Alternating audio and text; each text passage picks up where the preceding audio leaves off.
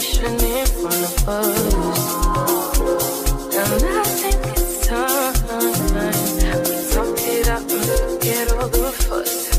And if it's not me, I'll have to understand, and I'll be out your way. No drama.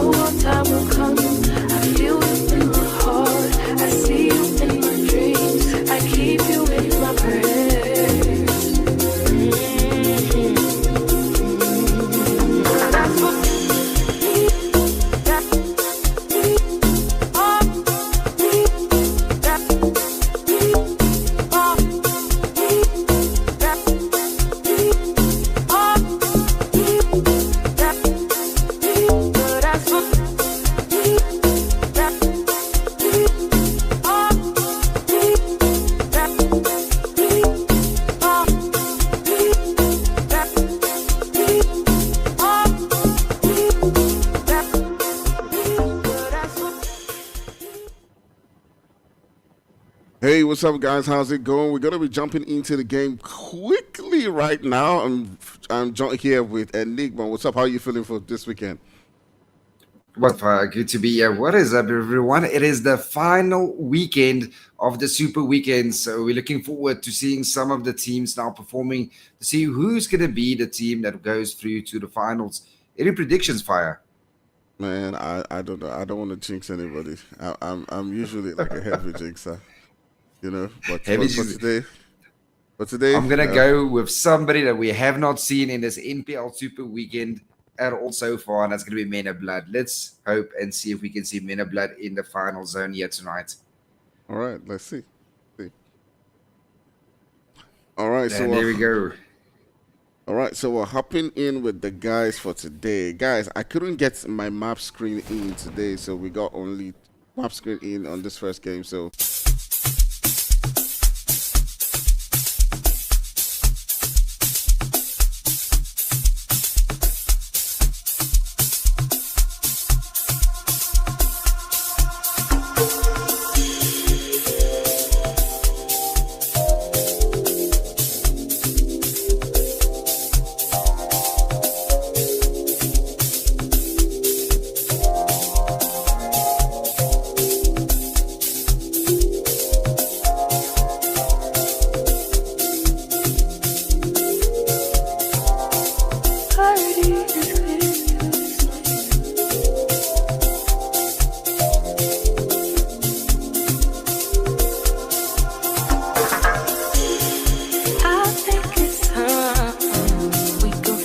in a different USB cord.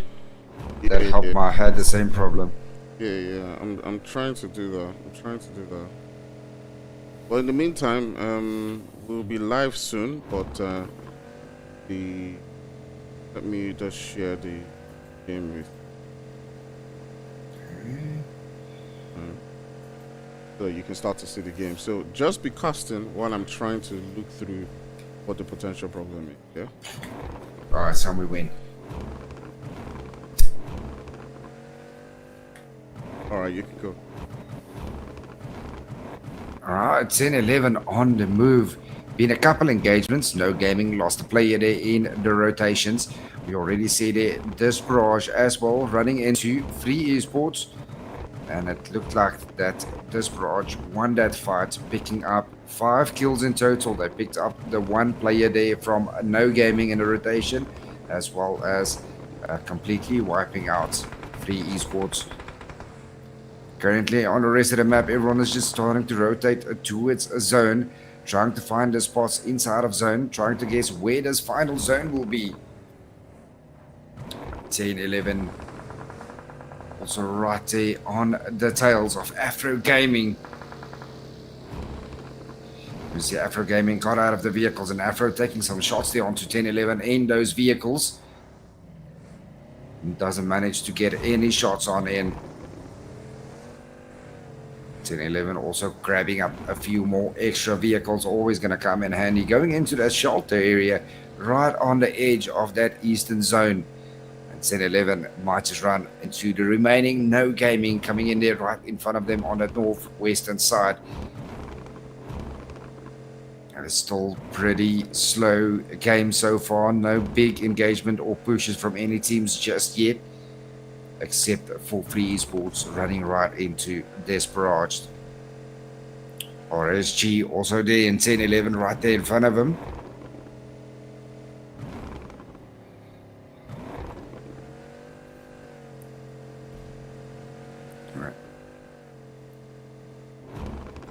All right. Okay.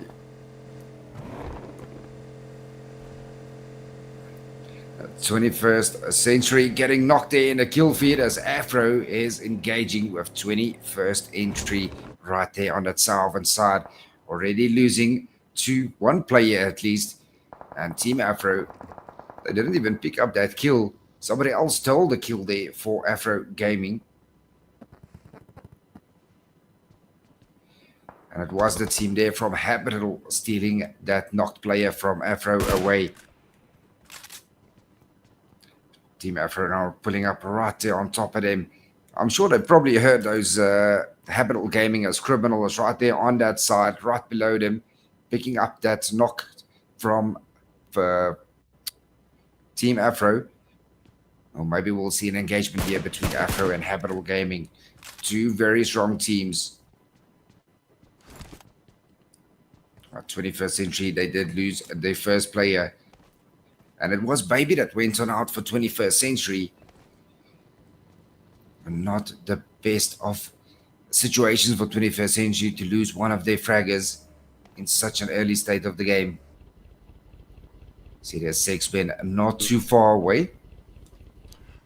Yeah. I do apologize, guys, for the technical difficulties that we were having in this first game. I do believe that we had some driver issues, so there was a system crash. But anyways, we're back again for some more action right here, as we're now seeing the boys from 21st Century get into close quarters with the boys from, I do believe it is Afro Esports. They've lost one of the players, and Enigma. It's a very interesting game. I mean, I want to be able to go through, everything in this game, but for now, I mean, sometimes hardware just comes, in between, this situation. But hopefully the second game will be able to bring in all of the devices and see things from many different perspectives. But would you look at the game so far, Enigma? Are you still putting your money down on the boys from MOB? Oh, most definitely. I had a long talk with them today, and and I told them exactly. As a caster, we know exactly where teams land, how to rotate. Okay. So I gave them a little bit of advice. Let's see if they can follow it, and how they're gonna play this one out. Okay, definitely. So taking a look at that kill feed, guys. Normally we won't be showing like the maps like this, but we have only one device for now, so that's what we have to pretty much manage. Now the boys from 21st Century have found themselves rotating away from the ups around the boys from Afro Esports and have now come into this region right next to the boys from RSG. You can see two bodies have dropped down there. It is just left with the one player. It's just Six Ben who is around this corner looking for a way to maybe catch one of the players from RSG, but with the rest of his players gone down, he would now be getting out of that situation. So the boys from 21st Century have lost a couple of players right there. You can see that the push is coming in. And it's not looking very good here for 21st Century, coming in with with their own player. Here comes Roach from the side. Oh, beautiful knock from Sixpen. He takes down Roach. He is going to confirm that kill before he goes on out. So that, well, at least it's one kill point on the board. We're going to get no placement points. So what man expecting to do? He's a solo player. Take that kill point. RSG, Cyclone, oh, well, they were Cyclone Shield Esports. They are now Rage Shield Esports. Beautifully played by Rage Shield Esports, as they already ran over one member, got a knock on another, and then chased the last member from 21st Century down. Man, absolutely amazing stuff.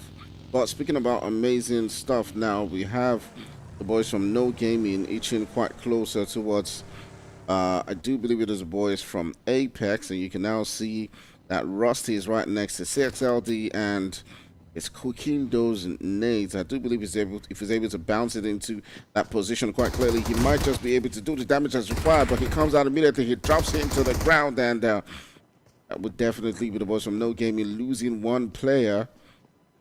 If he was just quiet, just for a little bit, he might have, been able to take him down, but it would go the other way. So, boys from No Gaming now being put down to just two players anymore. Yeah, it's not. Oh, down goes Guns 007. Beautiful spot there by CXLD, and now it's all down to Soul versus CXLD. He does have Kagi coming in here from the south and backside, so it's not looking very good for No Gaming. CXLD taking his couple of shots around the corner, but Soul is in an open, quick little out of the corner, and down goes No Gaming. And Team Apex, oh, Kagi almost nading his own teammate. I think that might have been a celebration nade. Just like, well done, dude. You just clutched two. Here's a nade for you. Well done. XLD finds himself in a 1v3 situation and is able to take down the boys from No Gaming. But on the other corner here, you have the boys from 10-11 who are also in quite close proximity with the boys from Active Gaming. And I'll be curious to see, how this push into that zone continues to unfold. Now, speaking about MOB, you talked about them earlier on being one team that might be able to perform quite well. They do find themselves in that center circle around Pochinki, and obviously your advice on how they should be making their rotations is obviously paying off for them, because they find themselves well quite situated, really great within that zone. But we can 100%. With the talk of Men of Blood today, they said that they really want to make Pochinki their home. I saw watching all of these pro teams like Pain Africa that loves Pochinki as well. That should be quite a good engagement between Men of Blood and Pain Africa for dominance of Pochinki. But I told them, look, listen, guys, if Pain Africa is not there, practice it. Let's go Pochinki. Do your thing. Do what you used to do. So far it's working out for them. We're gonna have to see if we can get a full team of Men of Blood coming into the Ed Zone. That is what I want to see from that team coming into the Super Weekend. Yeah, absolutely. What that does mean for them, that position that they currently do occupy in that center circle will pay off as we continue to move to the next stages of the zone. We'll be moving into that stage 4, and I'll be curious to see how all these guys form up right now. That center circle will be boiling hot. We've seen a couple of players, get taken out within this game. The boys from 21st Century, RSG, have lost one of the players, Roach, and have now rotated a couple of the players into that zone. The boys from Afro Esports find themselves also still with a full squad, but if not gotten any elimination, we'll be looking to, make those rotations from that southern region. And maybe they might find themselves within that center circle in Pochinki. But Pochinki is currently unoccupied. Sorry, Pochinki is just occupied by the boys from MOB, who come into this game with a two-man squad. But we're curious to see, what they do as we continue to progress. Yeah, already have their esports here coming in at northern side of Pachinki. And right on the western side, you have Dream Team coming in a little bit closer. They might take over at Church. Unfortunate for Men of Blood coming in here with two players, hoping to see a full team. But so far, we got on that northern side of the zone, there's quite a few players fighting to get into that zone. You got 10, 11 here on Active Gaming right now, fighting over Watertown, trying to get the best spot to rotate from this Watertown. And it is in that water, you move so slowly. It is not the best of places to take on an engagement. But they're going to have to do it. They're going to have to engage. So Active Gaming is starting to move in a little bit more towards that eastern side now. But you still have Surprised way off at the back there that still needs to cross that bridge past Watertown. Definitely we'll see how it plays out for these two teams as they currently are, just inching quite closer. But just as we did speak about it, it is the boys from Vibe Gaming who are now beginning to come into play right here. And we have drives over him. Vibe Gaming Taiwo. I do think that. I mean, what do you think about that move? What do you think about that move? If I give my opinion. I mean, it cost them a knock now. We see that quite often. You get the knock and you confirm the kill with a vehicle and get yourself in a position to take on engagements more. I don't think I would have done anything differently. We see a lot of teams do exactly that. Unfortunately, this time for Nexus, Traitor taking him out there as he went for that confirmation. And now Vibe is currently out. And now they got 10, 11 are rotating in the mountain right there across from him as well. And you still have Active Gaming Surprised way off at the other side. It might just, beautiful knock there from Surprised as he gets that first knock in onto 10, 11. Will we see a push here coming in from Active Gaming? They're already inside of the vehicles. I might just go for that push on that knock. It's a little bit of a fast stretch coming in for a push from that distance. As you know, that Shirks will automatically be revived by the time they come there, and here have a first aid in as well. So it is going to be back to a 4v4. But Active Gaming, Surprise goes on down. Here comes 10-11. Now this is about to go on down. And now they got first Arctics also focusing on them from the other side. So let's see how this one plays out. Yeah, there are a couple of teams within this vicinity. The boys from Active Gaming getting into that push, losing one of the players again. It is a surprise who will get dropped down as the boys from First Actors continue to send on the shots onto this position. So it's quite a tough one for a lot of teams right here, but it does look like the boys from 10, 11 will be hopping onto the vehicles, looking to get themselves into that zone. They're not making a push onto Active Gaming because of the third-party shots that were coming through from a couple of those teams right there. So we're now seeing that the boys from Vibe Gaming as well have gotten themselves into a little bit of some problems within that center circle. I do believe it's just the one player, just Guns, who is left within this position. Yeah, it's currently a 1v2 as Men of Blood is right in front of him, and it's down to Shaq versus Gons to see who's going to take over this Pachinki entirely. But Shaq is right there on top of that church. Creed there right on top of Gons actually. And on that eastern side, you still got Day Esports, Active Gaming, Team Apex, First Arctics. All of them need to focus on moving into this little zone. And there goes the last player from in the kill feed from the Invisible Esports as he gets taken out by Team Afro. And there's so much fun going down within the center, but man, this new map thing. Yeah, it's so terrible. So terrible, man. So terrible. It's quite difficult to actually follow engagements, and especially on the death crates, you can't see who is left alive as the death crates is just flickering right there over everything. So it's making it extremely difficult for us casters to give you all the action as it happens. But we do what we need to do. We still got Men of Blood 2 inside of the Pachinki area. A Team Afro coming out here way into the bloom. They did lose one. Oh no, they did not lose a player. only looked away on my map. But Team Afro still coming in with a full team. CXLD now focusing on getting first Arctics down as two of them get knocked and one first hit.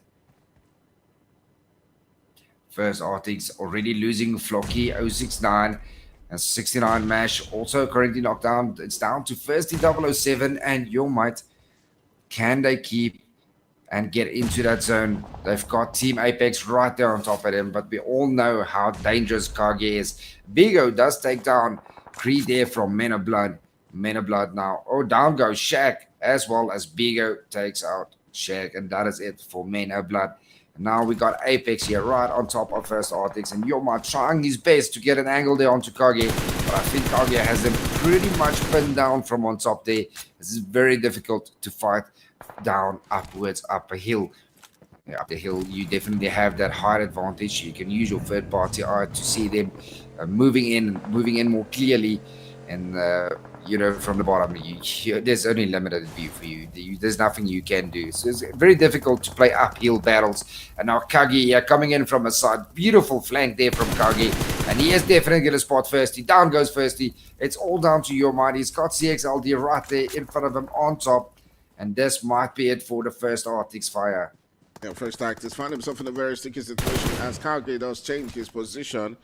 And at the end of the day, sends him back into the lobby. Lovely gameplay coming in from the boys from Apex. They're coming in with a two-man squad, but they still find a way to get things done.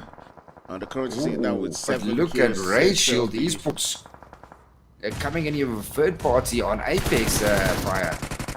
Yeah, absolutely. See how they can do in this one, but this is the real test for the boys from Apex. For the team right now, they've been battling it out with several different guys. They've been able to take out so many different teams, but RSG has been on fire as well. We saw them, get into the action, but my goodness, that is not stopping the boys from Apex, as Kage does drop down one of the players. It's left to Danny Brown and Ninja to somehow hold them off in this particular one. They've reduced the deficit down to a 2v2.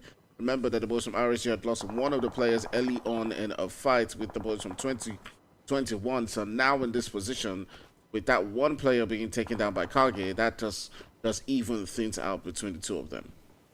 Oh, 100%. And already have CXLD there with 6 kills in total. Kage standing on 2. And Kage already spotted Ninja there behind that smoke, just waiting for that opening knock. And then it's going to be a 2v1 unless Rachel Esports can get the knock back here onto Apex and turn tables around. Currently, Apex is just looking unstoppable. And here comes that molly. Is that molly going to hit? He sees him there by the vehicle. He knows exactly where Ninja is. They do have zone. They got Dream Team right there behind him. Quickly smoking his backside. Beautiful. Oh, but Kage does get spotted there by Jexy OP. And Kage will get confirmed as well. So it's now all down to CXLD to carry it for Team Apex. Third party shot coming through in that particular fight right there as the boys from Apex lose one of the players, but I mean they've done really well for themselves in this game as they've got in 8 eliminations so far. I mean, coming in with a two-man squad, living the game with 8 eliminations, even if they were to go out right now, with me, it would still be a success because that's a whole lot of points. That's like finishing second and getting 2 kills, Yeah, so, exactly. So it's not really a bad game at the end of the day, but we still got so much action going down within the game. We see so many different teams just popping off, but oh my goodness. Dream Team Chris driving the road right over 10-11. Active Gaming Traitor getting knocked on down there by Team Attack coming in from the backside of Pachinki. And they're going to pick up next as well. That is it for Active Gaming. Rage Shield Esports right here on top of the last remaining player from Apex. It's CXLD. They're doing a lot of damage here onto Danny Brown. Danny Brown is 1 HP. He gets one on down. He takes them all on down, but he goes down to Dream Team. That is it for Team Apex as Jexy OP took out the last one. And Dream Team now coming in with 3 kills in total. Beautifully done for Jexy, and they made it top 3. They're getting in there. Team D as well inside of the zone, only coming in with a duo. 1 kill on the board, And the other team that is currently left alive is 10-11, coming in with a 3-man team standing on 5 kills in total. Gaudier, Bigo, and Don't Panic getting the first knock on Dream as Jaxie OP gets knocked on down and firsted by Don't Panic. And it looks like 10-11. They have to push on into that zone where Team Dare is currently finding themselves. And Team Dare hit the zone beautifully. They found themselves inside of that final zone. But can they get gatekeeper? Can they prevent 10-11 from getting in there? As Don't Panic is right there in front, already pushing on in. At the bottom there, Dream Team. Chris, the last remaining player from Dream Team, also pulling in as they get the first knock onto Bigo. It's all down to Dreamy now. As Don't Panic rushes right there in front of Dreamy. Gets that confirmation. Right there behind him comes Bigo. There comes Gaudier as well. Gaudier almost runs him down. It's Dreamy versus Gaudier. Gaudier does take him down. And now it is all down to Dream Team. But no, 10-11 is going to stop them right there. They're going to pick up that first chicken dinner. Beautifully played, coming in with 9 kills in total. All right, I'm going to switch it to just you, then go to the break when you're ready. Dream Team coming in second place with 3 kills, and Team Dare coming in third place with 1 kill. Very good gameplay by 10-11 as Gaudier picked up 3 kills, Bigo picked up 3 kills, Don't Panic picked up 2, and Shirks picked up 1. Rest of the teams there doing fairly well. This branch manages to get 9 kills in 7th place. Not bad at all coming in for this branch, especially on that placement. Yeah, you can go to break when you're ready. All right, guys, we're going to take a quick break while we sort out the rest of the things so we can make sure that we give you a proper stream next game. So stay with us, leave a like and subscribe, and then we'll catch you next game.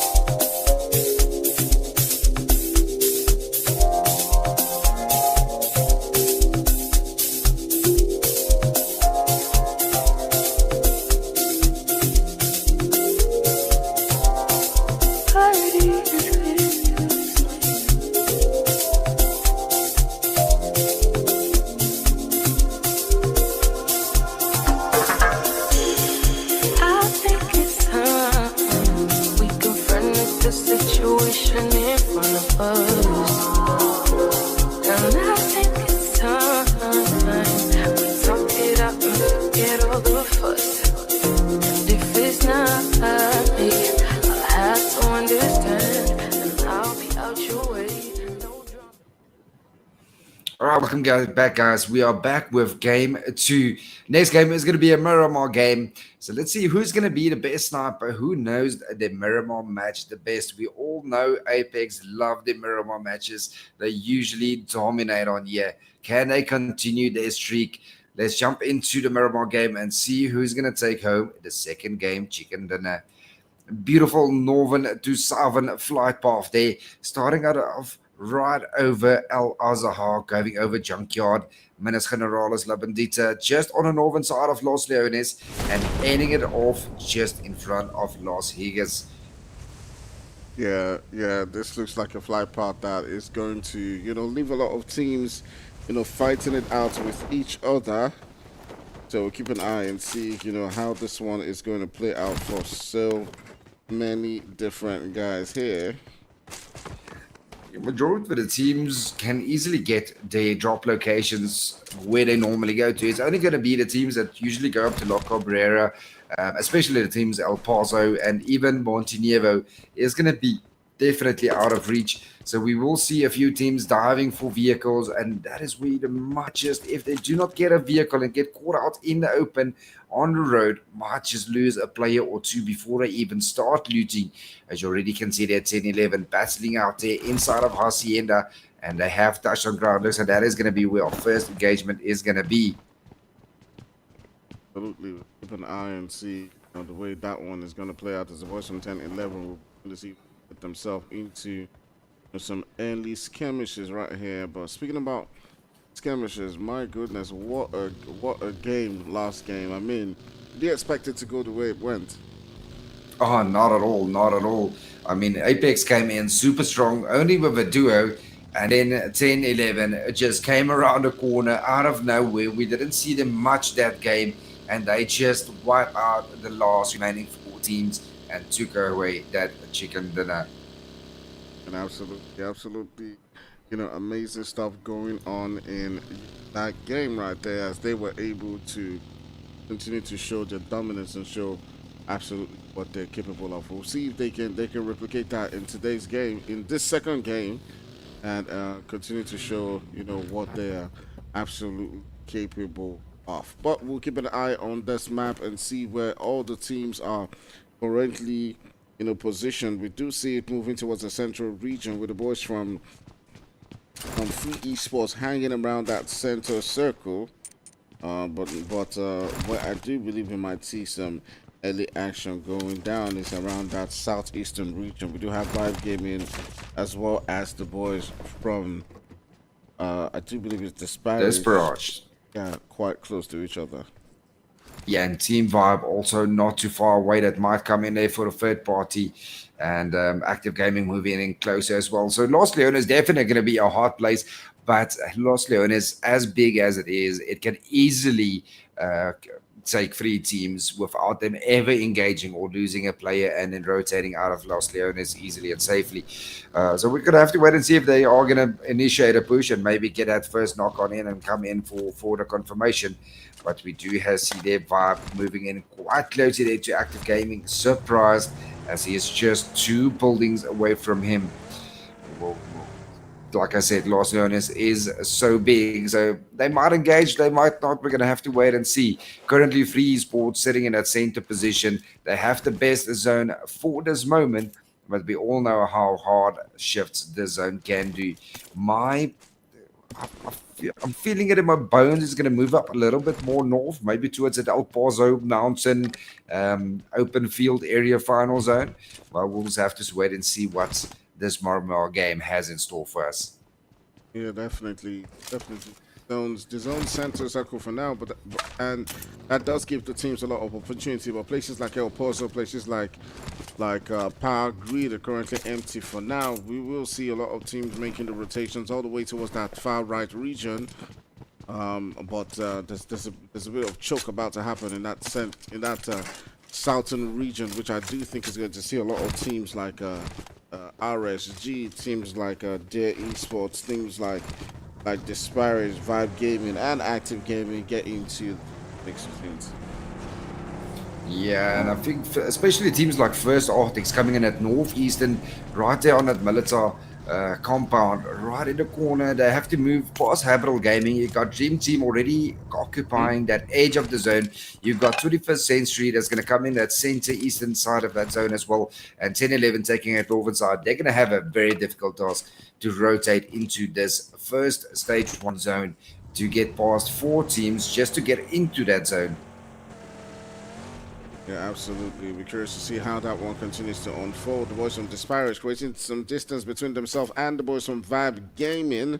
As Vibe Gaming, who come into this one with a 2-man squad, find themselves around this vicinity where the boys from Active Gaming are currently at. They do believe that they're pretty close to surprised. So, Yeah, yes, 100%. You can already see they're surprised holding that nade in his hands. I don't know, did he maybe hear someone already? Is he cooking that nade or is he just getting ready to use it when there's B with a Vibe running there with the Tommy gun and you got any 77k here locked with an Uzi and a UMP. So they are ready for that close encounter combat. Nice little CQC action. But they haven't decided to push on. And I mean, no player wants to be the first player to goes down in a lobby. We want to prevent that for as long as possible. But they are in zone, so there's no need to push in carelessly just yet. As we see that Desperage moving out of Los Leones, just leaving Active Gaming, and Team Vibe now left inside of Los Leones. Surprise, basically just getting that retreat to happen as he is forming up back to the rest of his teammates, and he taking on some shots right next to the boys from Active Gaming, looking to see if we can get the opportunity to begin to make that attack towards them. I do believe trying to set up some shots their way as well.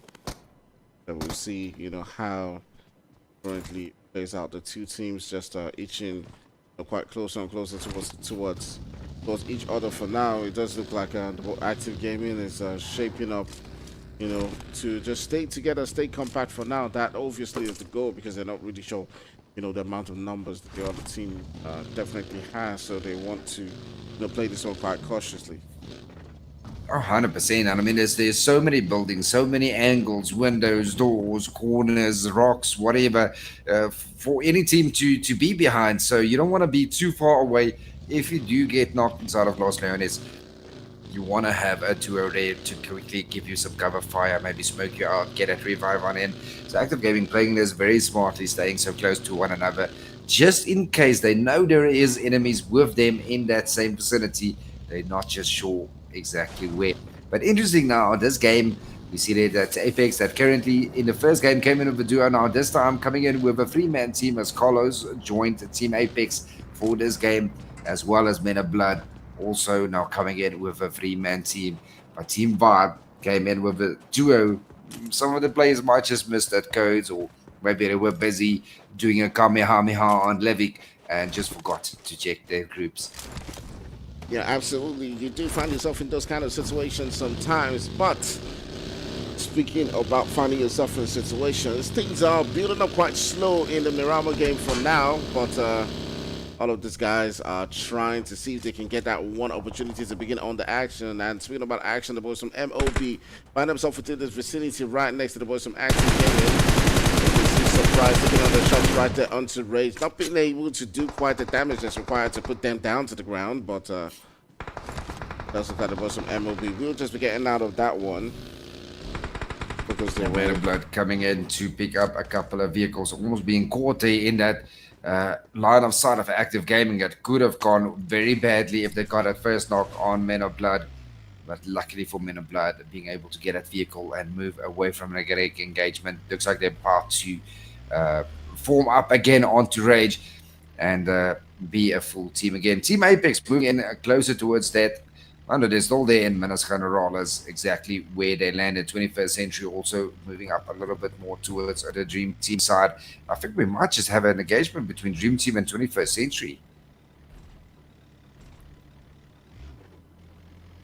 See, how that one plays out between the boys from Dream Team and 21st Century. I do believe that they just drove away from them. But 21st Century six-man just searching, just lurking right there, looking to see if they did stop, but it did not happen. 21st Century not having quite the best of games in the first one. Maybe this might just be the game that rejuvenates them. 100%. Roy did spot them, and I think he has spotted them taking in that compound as Roy's right there on the mountain, right below six men, just marking away and giving info to the rest of the team. As 21st Century, if they might get a knock, we might just see a push initiating here from 21st Century. We know they have what it takes, but Dream Team also not a team to take on lightly, as it is a pretty good team. And they're coming in with a full team, coming in with Jaxie, OP, Lucid, Archer, and Chris. So that's going to be quite an interesting battle between these two teams, as Roy is taking on one hill with Baby taking on the other hill, both watching those sides. Now we got Active Gaming here checking on Men of Blood. Is Active Gaming chasing them down, looking for maybe a couple of kills early in the game? Yeah, there was some Active Gaming. You know, they come into this one with a three-man squad. They weren't able to, prove what they're capable of in the previous game. They didn't get the eliminations or the placement points that they do require, and they found themselves in a sticky situation right next to the boys from their esports, all the way rotating into that zone, and you did see them getting taken out, I do believe, in 7th position. So right now they will be looking to see if they can get themselves those early eliminations to boot, as they do spot the boys from MOB just rotating out of that region. But Creed and Shock will be having none of that. They're definitely not going to fall prey onto the boys from Active Gaming, as they will just be leaving this region. Oh, 100%. But it looks like, and I'm not sure if one of the Men of Blood members is currently AFK, or maybe Shaq is just, now he got out of his vehicle. For a second he was AFK there. Now Active Gaming, they got shot out a little bit there by Creed and Rage. Who's going to get that first knock? Will one of these teams start to push on in, as you got Surprise there getting ready to get into his buggy, maybe just changing position, making sure his vehicle is safe. You do have Nexus on that side on Overwatch. It could be an interesting engagement. Absolutely. We'll keep an eye on all of those engagements, as things are now beginning to get tough, closer and closer. Taking a look at the map, we now see those teams trying as much as possible to move towards those regions in between El Pozo and Hacienda. Boys from 10-11 are already having a very, good position within that center circle. Keep an eye and see how that one develops. But speaking about develops, we turn our sights now onto the boys from Active Gaming, who are getting pushed right there by... Oh, look at that DBS shot coming through. Oh, surprise! And it was Any that got that one in, and Traitor getting the other one as Surprise went on down. Beautiful cover from his teammates as they covered him beautifully. Surprise went down first, but Traitor and Nexus was right there on his sides, making sure they confirm team fight real quick. Absolutely. But that will not be the end of things, as we also see potential fights coming through from the boys from 21st Century, as I do believe the boys from Dream Team are also lurking around here. All right, for just a minute, I'm going to ask, guys. Okay. I don't see anybody complaining about the stream. Guys, if there's any problem on the stream, please let us know quite quickly. If you can't hear my voice, you can't hear the audio, whatever it is, like the audio is too low, whatever it is, just let us know on time, okay? Let us know on time. But my goodness, look at the shots coming in from 21st Century. Ooh, Power gets dropped down on the other end. Power. Beautiful retaliation from Dream Team, getting down Power as they were ready to initiate a push on that knock. And now Sixman and Roy needs to pull back and hold the angles again, and both teams need to pick up a player. Are they still going to initiate a push, or they maybe going to hold back a little bit? And they should be able to get that revive in on Dream Team, but they haven't done so yet. I wonder why, as currently, they're going for that revive now, as Jex OP just manages to get on up. But down goes Lucid. Lucid nading himself. Lucid. Somebody to send Lucid back to nading camp. You cannot be nading yourself when another team is that close onto you. As 21st Century is pulling up right onto Dream Team. But now Baby and Power getting knocked here from behind by Apex. as Apex coming in for the third party. Chris taking down Power. Chris going to try and get it confirmed as well. It's all down to 6 now. And Archer is down very low. Jexy OP gets knocked down by 6-1. And now it's Roy versus Archer. Apex are now coming in for third party on this team. Chris goes on down. It's now Archer versus 6-1. 6-Ben. Can it be? It's 1v1. 6-Ben versus Archer.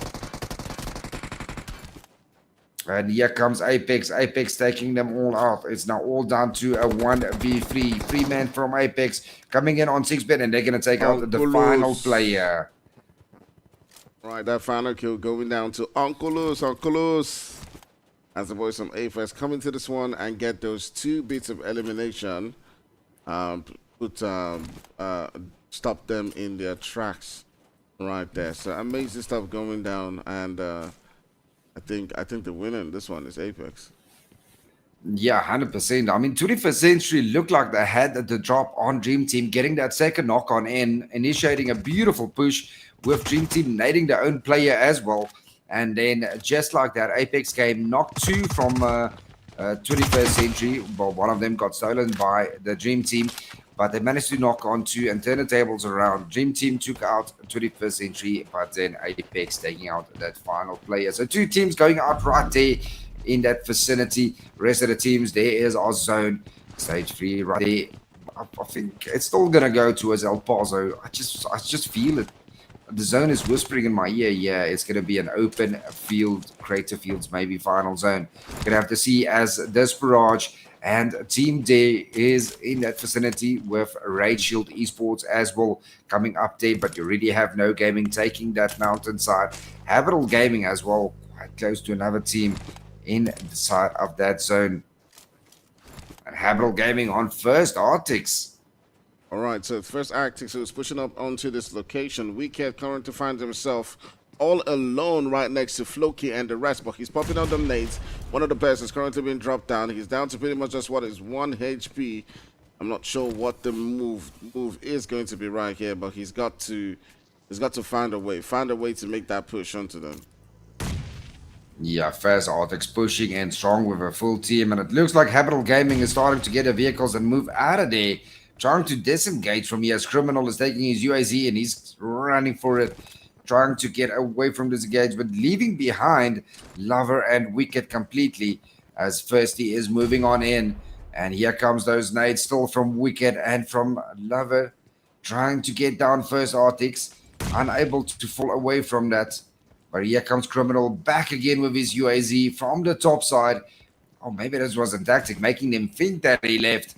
Now coming in here with a beautiful angle on top, might catch them off guard if he plays it well.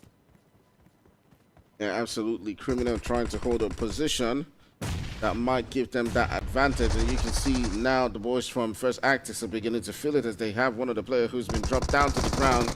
They've got to find a way to hold on in this particular game as Match keeps on battling it out. When he drops down other players, but he's going down. He almost takes down Jealousy. But all of a sudden now, the Actics will be down to the 1 player. But Criminal coming in from the distance right there does put in the work, and it paid off. It paid off. That angle that he went to go get paid off at the end of the day for the 100%. They can easily pick up all 3 of the players without losing a player. They picked up 4 kills, but 2 beautiful knocks and first there from Criminal on top, getting those 2 on down. I'm pretty sure Apex heard those shots as Apex is not too far away on their way towards where Habitable Gaming currently is, and the zone is still shifting towards a Crater Field area.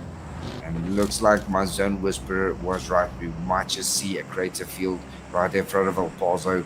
Open field battle as Despero is moving up there in that northern vicinity. No Gaming has a beautiful angle on top of that hill area, as I can see far and wide where everyone is. Raid Shield Esports together with 10-11, almost center zone.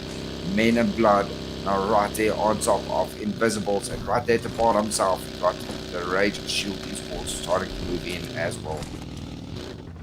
Alright, so the Invincibles as well now beginning to get into the action right here as they do thunder sights onto the boys from MOB. And, I mean, we did predict in the last game that MOB was gonna do quite well, but it does seem like they've been having things quite hard so far. Creed trying to press that jackpot button right there, but God said no. The Invisibles made sure they do not rotate away from there as God7 already takes out 2 kills, and Sean X picks up 1 kill as well. Beautifully played by the Invisibles, picking up 3 kills, stopping Men of Blood right there, coming into that zone. And looks like Capital Gaming right there on that edge. Oh, we got Free Gaming versus Active Gaming now, as Surprise goes on down, all down to Traitor and Nexus at the moment. This should be a good engagement as well.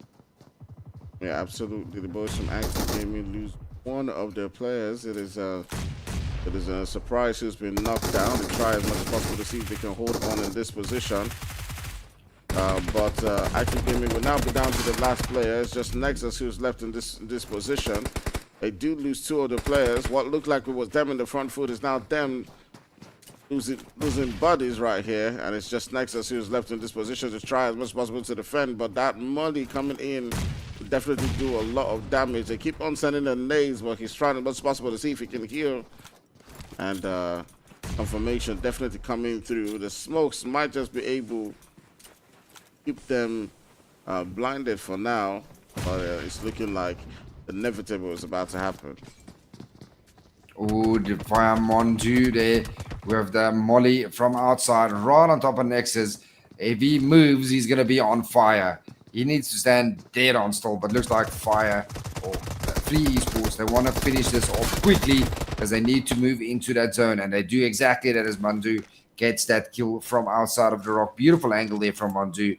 Rufai, I love how they play this. They send 2 on the outsides, making sure he can't jump out of the windows. There's nowhere for him left to go, and they send 2 in together to confirm that kill. Beautifully played by Free Esports, picking up 3 kills right there on San Martin, and now they're going to move in for zone. They're quite far away from zone as the zone shifted way up towards that crater fields, and now we got Team Desperate beautifully situated inside of zone. No Gaming did lose a player on that mountain as Team Apex manages to get into that zone as well.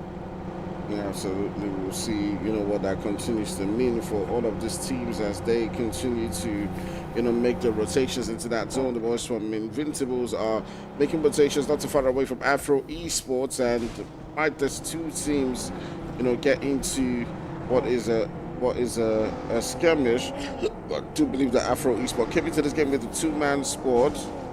Trying to switch to them, it's proving. Not sure why. To Afro Esports is proving difficult, but Colos getting knocked there by zone. Rachel Esports right there, but God7 jumps on out. He spots his ninja, gets a few shots on in, and they manage to get away from there. But you already have Sean X right there on top. Looks like Sean X is about to charge them down as there comes the next engagement between Invisibles and Rage Shield Esports. And there's so much going on right here as the charge keeps getting set, and the boys from Invincibles just going away from the bottom RSG right there, not wanting to take that engagement pretty soon. As you can see that on right there on the kill feeders is Uncolos who goes down for the boys from Apex. Curious to see how this one continues to unfold. 100%. And Irony does take down their Dammy. Are they going to push that, or are they going to go for zone? They got 1 knock there onto Team Adair. And looks like God7 he is going to take that hill right on top of Team Adair. But he does have this barrage on the other side of the mountain as well. But here comes Sean X, full setting it right into that warehouse where Team Adair currently is situated. Looks like they are going to push on, and Sean X gets the first knock on Ops. Definitely, the boys from their esports now beginning to feel the heat as the boys from Invincibles are pushing on over and over again. Dammy getting shut up from those third parties, and he has to somehow find a way to defend this position because the boys from Invincibles are not holding back. They continue to make the push down as much as possible to see if they can get into that position where the boys from their esports are currently situated at. And these 2 find themselves in a very sticky situation. The nade's about to fly into this region. does do a lot of damage onto Dami, but the return nade might just drop one of the players from Invincibles, but it doesn't. It just does a little bit of damage. Sean still making his push, but down goes Dami.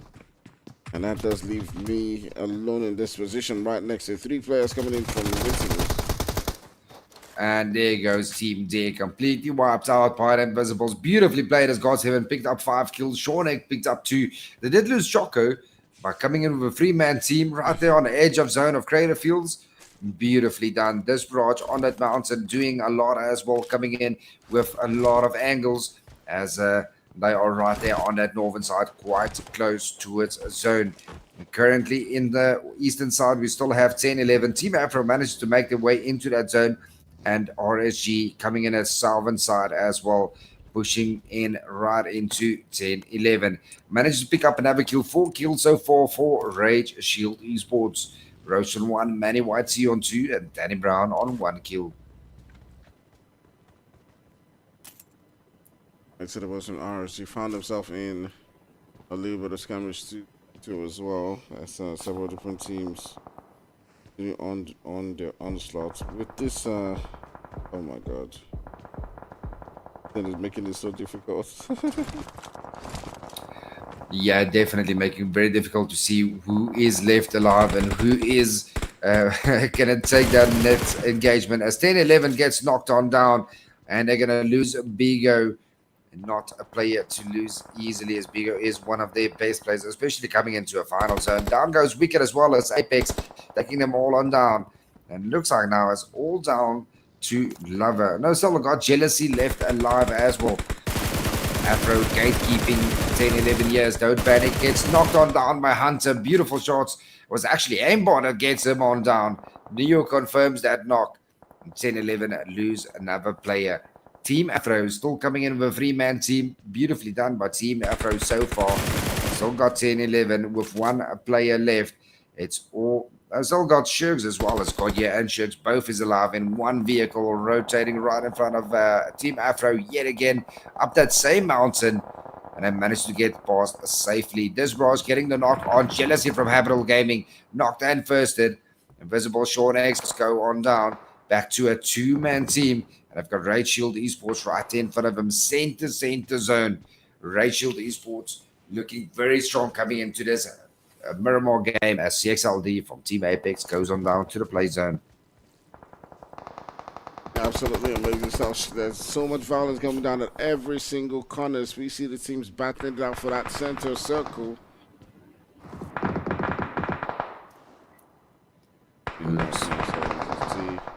I can't even zoom in further. This is the most I can zoom. Yeah, it is. It definitely. It looks like a Christmas tree on my end. It is. It's crazy. This new update, this glitch. Team Afro coming in with aimbot, Neo, and Hunter. Still a 3-man team. Team Apex completely wiped on out. Down to 10-11.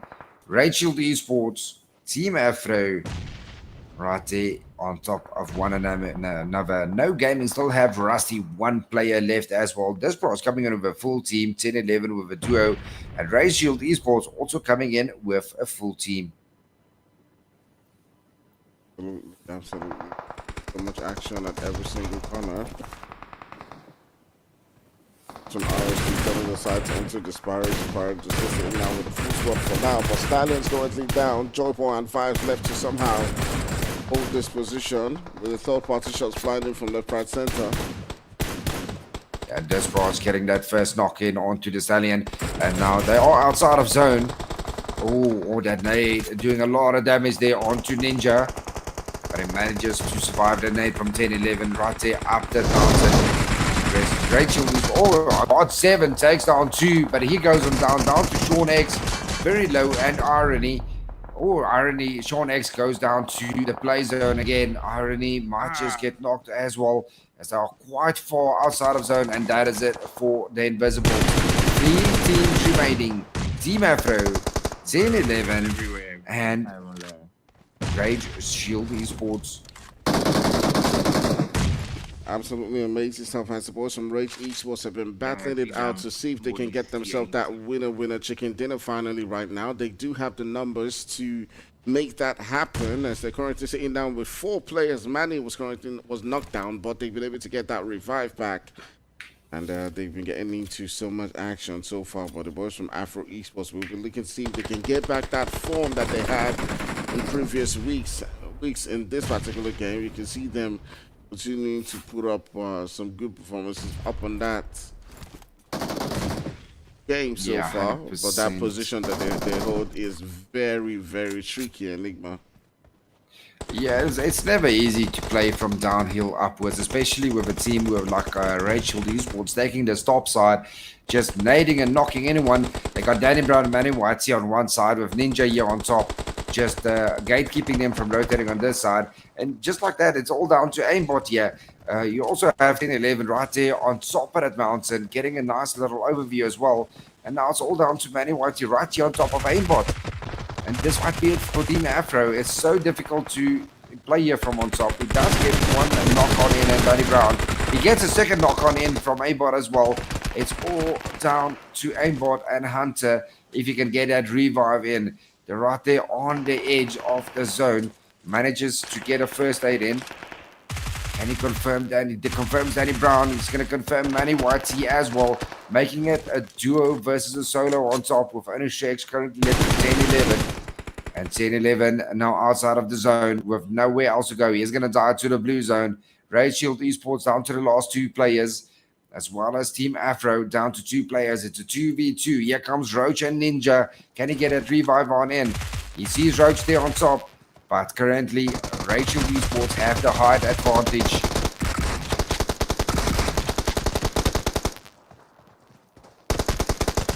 Aimbot going on down. It's 2v1 and Rachel Esports. They take game 2 of Miramar.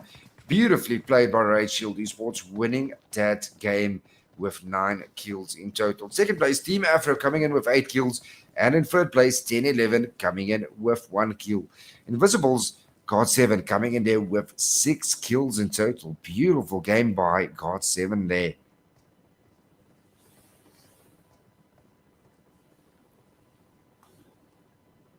All right, some absolutely amazing gameplay coming down right here within the lobby so far. As we've seen the boys go toe to toe with every single team right there and grab that winner chicken dinner. All right, so we've finished our first game and our second. We've seen the boys from RSD come out on top, and Afro Esports as well battle it out to the position that they were finally able to get in that second spot. So who's going to be grabbing the spoils in the third game of the night? We'll be taking a quick break and we'll answer that shortly. Soon. Do you think you've got what it takes? The challenge will be tougher than ever.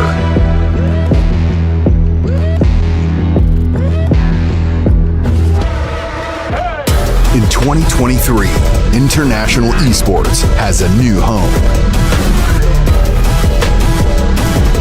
Over 100 nations fighting for the championship in a celebration of everything that makes esports great.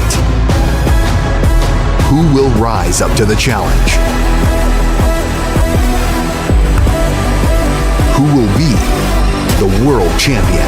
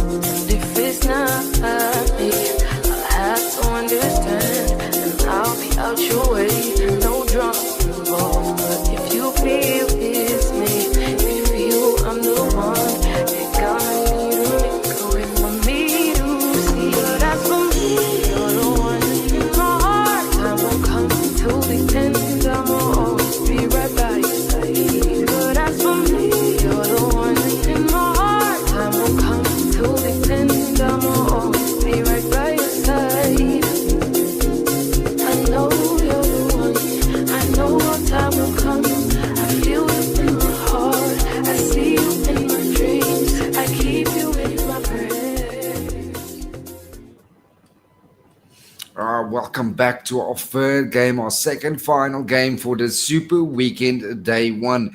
And next game is going to be interesting. It's going to be a Vikendi game. I don't play Vikendi much. I don't know how many games these professional athletes play Vikendi. It's going to be interesting to see how they're going to play this one out. Let's head on over into our Vikendi match to see who's going to take home that chicken dinner.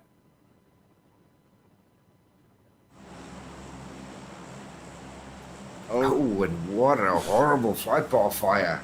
Man, I don't like Vikendi. I've said this like 1,000 times. Like, I don't like Vikendi. Vikendi is always that map that's I don't know the word to use. It's just too many buildings. I feel like it's just down to, you know, who can defend, you know, a lot. But we'll see. That may favor, you know, a lot of teams right here. So we'll see, you know, how that one is going to go. But it's moving teams all the way towards that southern region. And we already see them hopping into their flight paths. But these teams will have no worry because there's a lot of buildings, you know, for them to work with. Now, we've seen RSG get themselves, you know, that winner with the chicken dinner in the last one, obviously grabbing a whole lot of points right there and battling it out up against the boys from Afro Esports. Definitely no small you know, feet right there. And at the end of the day, they did grab themselves that dinner. But coming into this game, we have some early action going down. It is the boys from Free Esports. They do find themselves right next to, I do believe it is First Actics, and they have one of the players from First Actics currently popped down to the ground, and Enigma, just take us through this. Cool. Free Esports laying it down. Yes, Mash goes on down as well. And it's all down to Firstly. Right here on the side. Here comes Floki. Floki gets the knock there onto Tim's, but he gets knocked on down. Firstly gets knocked on down. And it's not looking very good for First Arctics here at the moment. But Free Esports have only one currently down. It's down to the last player for First Arctics. And I wonder, is he going to dip from there? Here comes right onto Mandu, and Mandu is going to knock him on down. That is it. First Arctics lose their first team in this game. Surprise! That was one surprise move. Amazing stuff. But we're seeing some early fights. Usually, you know, you don't see that a lot with you know, Vikendi, but today's games is proving to be a bit different, as the boys from Apex are pulling up the charge right next to No Gaming. They have Kage, who's been dropped down, but it looked like he had taken out a couple of players from No Gaming before he got dropped down himself. So there's just a whole lot of fights everywhere. Yeah, you got Guns 007 there from No Gaming, pull up way behind him. It's all down to Rusty, but Rusty does go on down. It's all down to 007 coming in here from the side onto Oncolos. Is Oncolos going to spot him and get the knock on the final No Gaming? Is he going to pick up 4 kills in total? We'll know Team Apex lose one of their players. What's 007 going to do? Yeah, he doesn't have much he can do. I mean, coming up against a 3-man team from it's going to be fairly difficult. Even going up against one is difficult. Imagine going up 1v3 against them. CXLD does get the confirm onto Soul. Kage is right here on top of 007, and he's going to get to a quick little peek, say hello, and see you next game. Absolutely. So much early fights going on. We don't want to miss them. But now the map is doing that thing that it does. It's doing that thing where yeah, it's doing that thing. Team 5. We also have the Invisibles going on to Men of Blood as Shag goes on down.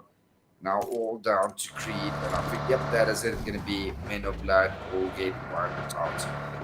Team 5 also losing Taiwu in the kill feed. But the rest of 5 manages to make it towards the coal mine away from Active Gaming.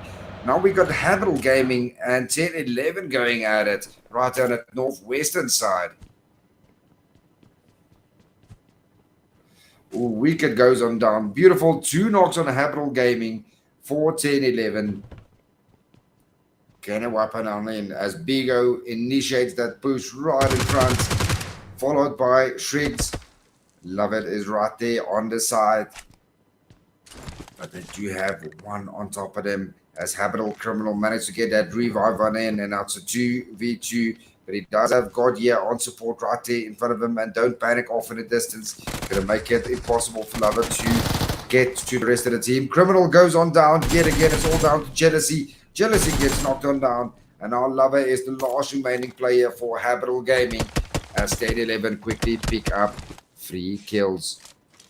And the boys from 10-11 making quick work of the boys from Habitual Gaming, and Lover will be the one left in this position, trying as much as possible to see if he can somehow at least get one casualty. That nade might just be the move that puts one of them down to the ground, but it's not able to, do require damage, as he will be sent back into the lobby quite quickly in that position. So the boys from 10-11 making quick work of the boys from Habitual Gaming. Quite a lot of action going on so far within the lobby. This glitch. Now look at the glitch, guys. Normally, when you see these flashes, it means that there's action going down, but right now there's no action, and you're still seeing the flashes. So it makes it quite difficult for us to know where there's actually a fight. Exactly, so, and I mean, if you look at Men of Blood's death rates at the moment, it's impossible to see how many is left alive there from the Invisibles team. It's actually still a full team, but it's definitely making it very difficult. It's quite difficult, but I hope that they update it pretty soon. Because it's. And if you look at even where Habitual Gaming is at, you would think that, oh, there's a fight there, but you have to now look closely and see that, oh, it's just dead bodies. Okay. Exactly. Well, man, look at a horrible first zone there, Fire. 3/4 of it being inside of that ocean. Dream Team and Team Afro manages to take that center position almost inside of that zone, taking the majority of the zone. But I mean, there's only limited space. It's only Hot Springs and Contra left that hasn't been taken. The rest of the compounds inside of that zone has already been taken. The rest is all open fields and some mountains and little rocks. But, I mean, Abby is still there on top with 3 esports as well. But Team DME, they're going to have to take one of these smaller compounds right there on the edge, and the rest of the map is going to have a very difficult time of getting into that zone and holding compounds. There's not much left. It's a huge mountain there on Winery with literally no buildings. It's a small tractor and just 2 buildings where the Dream Team are already finding themselves there with the Winery. It's a pretty horrible zone for how many teams we got left? 12 teams left remaining that needs to get into that final zone that's left on the map. Yeah, absolutely. It's going to be really horrible as we move into that stage 3, because a lot of it is already too much cut off. But speaking about cut off, the boys from Free Esports now find themselves in a position where they can begin to take on fights up against the boys from Invincibles, and you can see the shots being let loose over and over again, but the boys from Invincibles will be having none of that as they continue on to defend their position, with God and Choco somehow having something to say in this one. There's also a third party coming in on the boys from 21 in this position right here. Free Esports somehow trying as much as possible to see if they can hold up their position up against Choco right in this position. They drop down God 7, and it's just left with Choco to somehow defend himself. I believe wants to. Why is he not getting that kill point? Why is he not getting that kill point? Or doesn't he? Yeah, I would have just taken that kill point and then went on for a different angle. I mean, a kill point is a kill point. Unless he was maybe in a smoke with a glitch. Not sure exactly. Maybe. But 21st Century maybe now coming in for that third party right there on top of Free Esports as well. As Free Esports standing strong with 6 kills in total with a 3-man team. And 21st Century coming in with a 3-man team as well. Should be a pretty good engagement. Yeah, Team Archer getting a knock in a kill feed as well. This Vikindia is lit fire. I mean, there's just action all over. We can't keep up. Yeah, it's very difficult for me to keep up, especially with this glitch, man. I mean, I did not expect to see Like, so much action quite early on. But on the other end, you had the boys from, Afro Esports going toe to toe against Team. Afro has lost one of the players. It's Hunter who's been dropped down to the ground. And we'll continue to keep an eye and see how that one is developing. Because on this corner, too, you have Free Sports who have gotten themselves 6 eliminations so far. Continue to do quite well for themselves. Yeah, 100%. Free Esports now on 6 kills in total. They have 21st Century on that mountain in front of him, but looking very strong. But Invisible Choco is still here on this corner. He might just catch Free Esports here off guard, or 21st Century, depending on who's going to rotate right there into him. He's going to be the loose cannon in this engagement. Oh, Active Gaming pulling up now as well. Everyone wants part of it. As Active Gaming, Psycho takes down Baby. And it is just party after party in every single corner. Just when we thought things couldn't get worse or the action couldn't get more, it is the boys of Active Gaming who have now pulled onto this vicinity. I do believe that is definitely going to help out the boys from Free Esports. The boys from Active coming in and getting 3 eliminations, making quick work of the boys from 21st Century. Getting out on the sides onto Free Esports. My goodness, it is just danger at every single corner. This Vakeni game is a loose map in the Super Weekend. None of these teams bargained on playing Vakeni. I'm pretty sure of it, as they do not know how to play. I mean, I don't even know how to play Vakeni. It is such a difficult map. You do not know it. You do not practice your drop locations. There's, like you said, there's so many buildings and windows all over that map. If you just run outside, you get knocked there from someone has your location. And now Free Esports, they right on the outside edge with Choco right in the inside of that zone. And Choco might just pick up 1 or 2 here from Free Esports if he plays as well. But Free Esports are trying to get into that zone, and Active Gaming right there behind him needs to rotate on in as well. There's top northern side. And the zone shift is not getting any better, as the majority of the zone is still in the water fire. Yeah, definitely. The next zone is going to make things hard, especially if it does remain, within. Keep an eye and see, the way that one plays out. Is it me, or does the kill feed come in?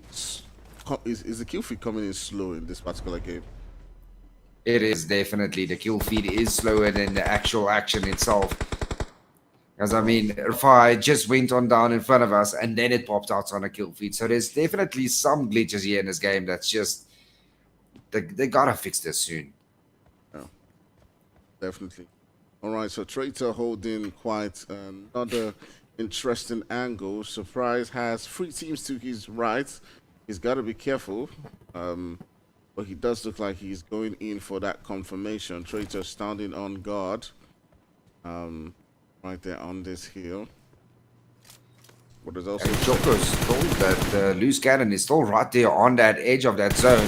Rachel Esports rotating here right in front of Active Gaming, almost getting knocked out of that vehicle. Play zone does take down Rufai, but as he bleeds out with that knock. And now Active Gaming has the drop on them as they manage to rotate around and into that zone quicker than Free Esports got into the zone. And now Free Esports now stuck inside of that blue zone, and it's going to start hurting. I mean, it is the stage 2 zone. It's definitely, it's not hurting. If you don't have the meds for it, it's going to be difficult for him. Absolutely. Very sticky situation for this team. But speaking about sticky situation, take a look at that map and see where it's currently driving these teams towards. A lot of it is still within that center, and curious to see how this one does play out because the water is still taking a lot of this zone. And though we are still in the, I do believe we're still in stage 2, it will be feeling like a stage 4 for a lot of these teams. Yeah, 100%. There's only so much compounds left open. But we lost about 3 teams at the end, stage 1 zone. It was crazy. It was so many engagements. Absolutely. Party after party. And At one point, it did look like the boys from Invincibles were going to come up on top against Free Esports, but the third-party shots reducing their HP from 21st Century did do a lot of damage to their plans, and they got taken out, or a couple of the players got taken out right there with Choco, that last one hopeful for them. But all of a sudden came in the boys from Active Gaming right behind 21st Century and made quick work of the 3 players that were in that situation. But now the rotations are beginning to happen as teams are continuing on into that zone. And speaking of the zone, we'll take a look at it in just a second. See where all of those teams are at, but forgive Tencent as I don't know. In this kind of the map is very hard to look at. It's very difficult to look at right now. So. And there we go. Oh man, the zone is just getting smaller and smaller on the main island there. Fire. The majority of it looks like the game actually wants you to take a boat and go fishing a little bit. Yeah, but this happens in Vikendi quite often. I see this over and over again. It's why I do feel for a lot of teams, you know, who play Vikendi, because I feel like it's so difficult. It's so difficult. Personally, I mean, compared to other games, you know, you could do everything right and just be driving by a building and poof, you're blown off. You know, especially with the vehicles here as well. I mean, they've got vehicles in here that blows up so quickly. One mag and you've got a vehicle explosion. That's what it is. All right, Free Esports and the boys from the last player from Invincible still find themselves sitting down in that blue zone. They're currently drinking it out. I do believe that Sports will try to see if they can make the rotation. But you know, I can't even click on Choco. My God. Choco's still surviving there. Yeah, he's got no meds left. He's on his bandages now. The last of the last meds he currently has. Rachel Esports taking down Afro Aimbot, knocked and first, and then Team Afro lose another player. Team Afro, you know, finishing in second spot in that last game. They'll be looking to see if they can do better in this one, but after losing one man, it's looking like not highly likely for them. Actually, they have lost 2 players. Not looking, you know, quite likely for them. Yeah, 100%. But Choco so far still surviving. How many bandages does this guy even have? He just keeps on running with his bandages. I think he's just staying in there, just looting for bandages at this moment. Team Afro losing Aimbot and Hunter down to Neo. And they got Rachel Esports right there in front of him as Neo almost gets knocked on down. Got a couple of hits on it.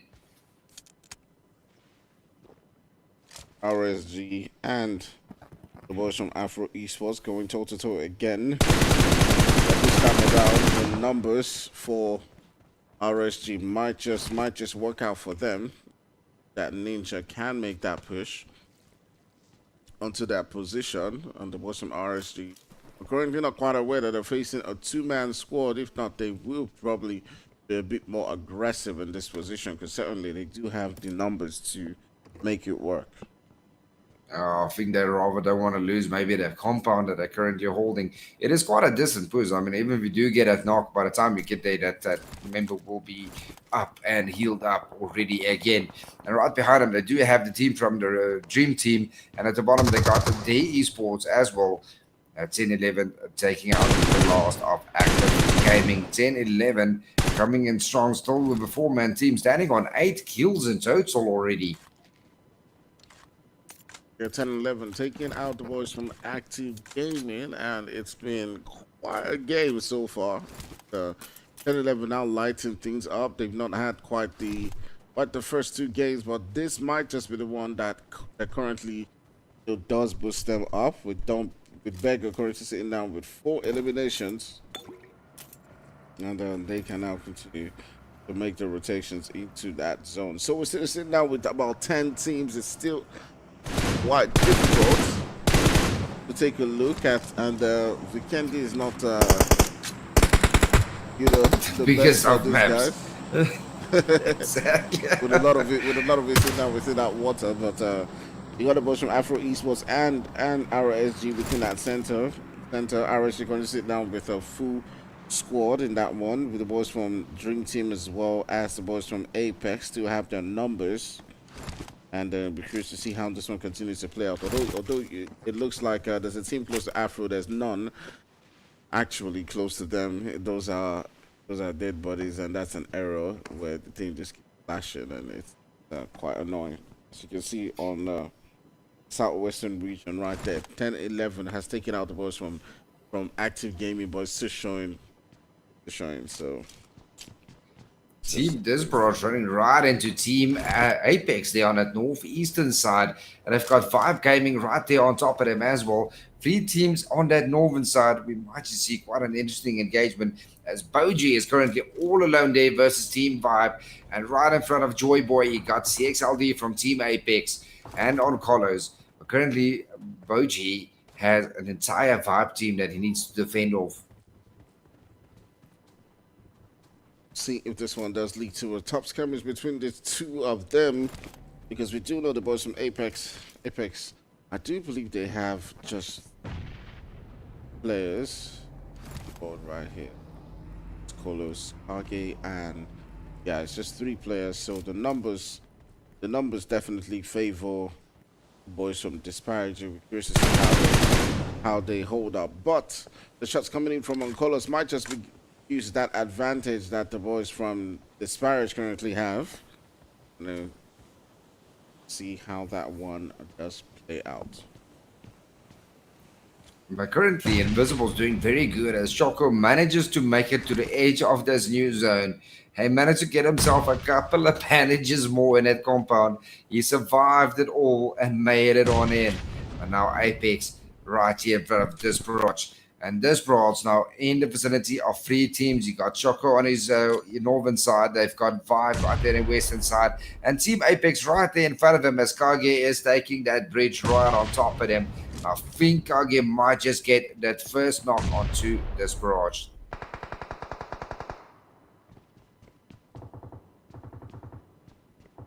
All right, continue to see how this one does play out as looking, like they're going to get aggressive so far, as teams are just inching quite closer and closer towards each other. Pushing Disparage just still lurking around this region.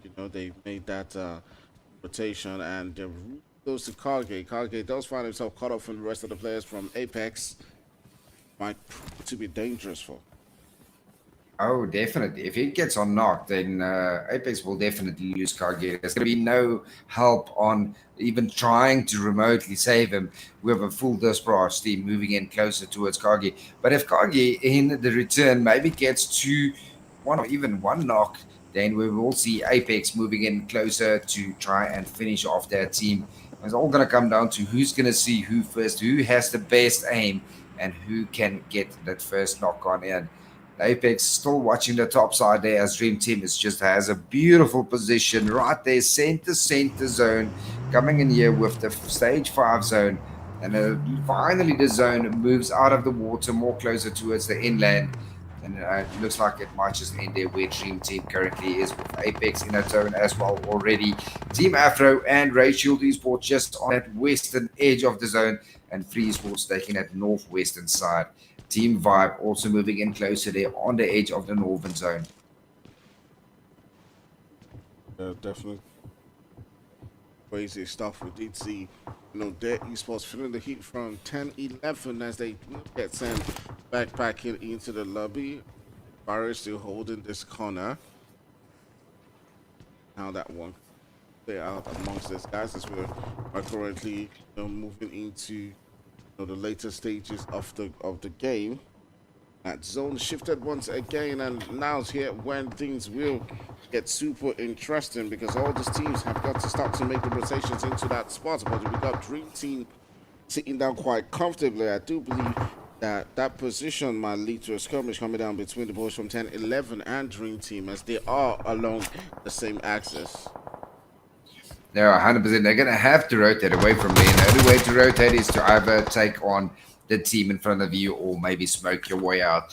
So We're going to have to wait and see how they're going to rotate into that new zone. But Apex, Dream Team, and Desperate going to be happy about the zone shift. That a zone favored them all the way to the edge of that bridge where they are situated. Now Vibe has to fight their way into Apex, where Oncolos is currently situated. And will Oncolos be able to fend them off? But Free Esports gets the first knock onto Vibe. And some crazy stuff going down.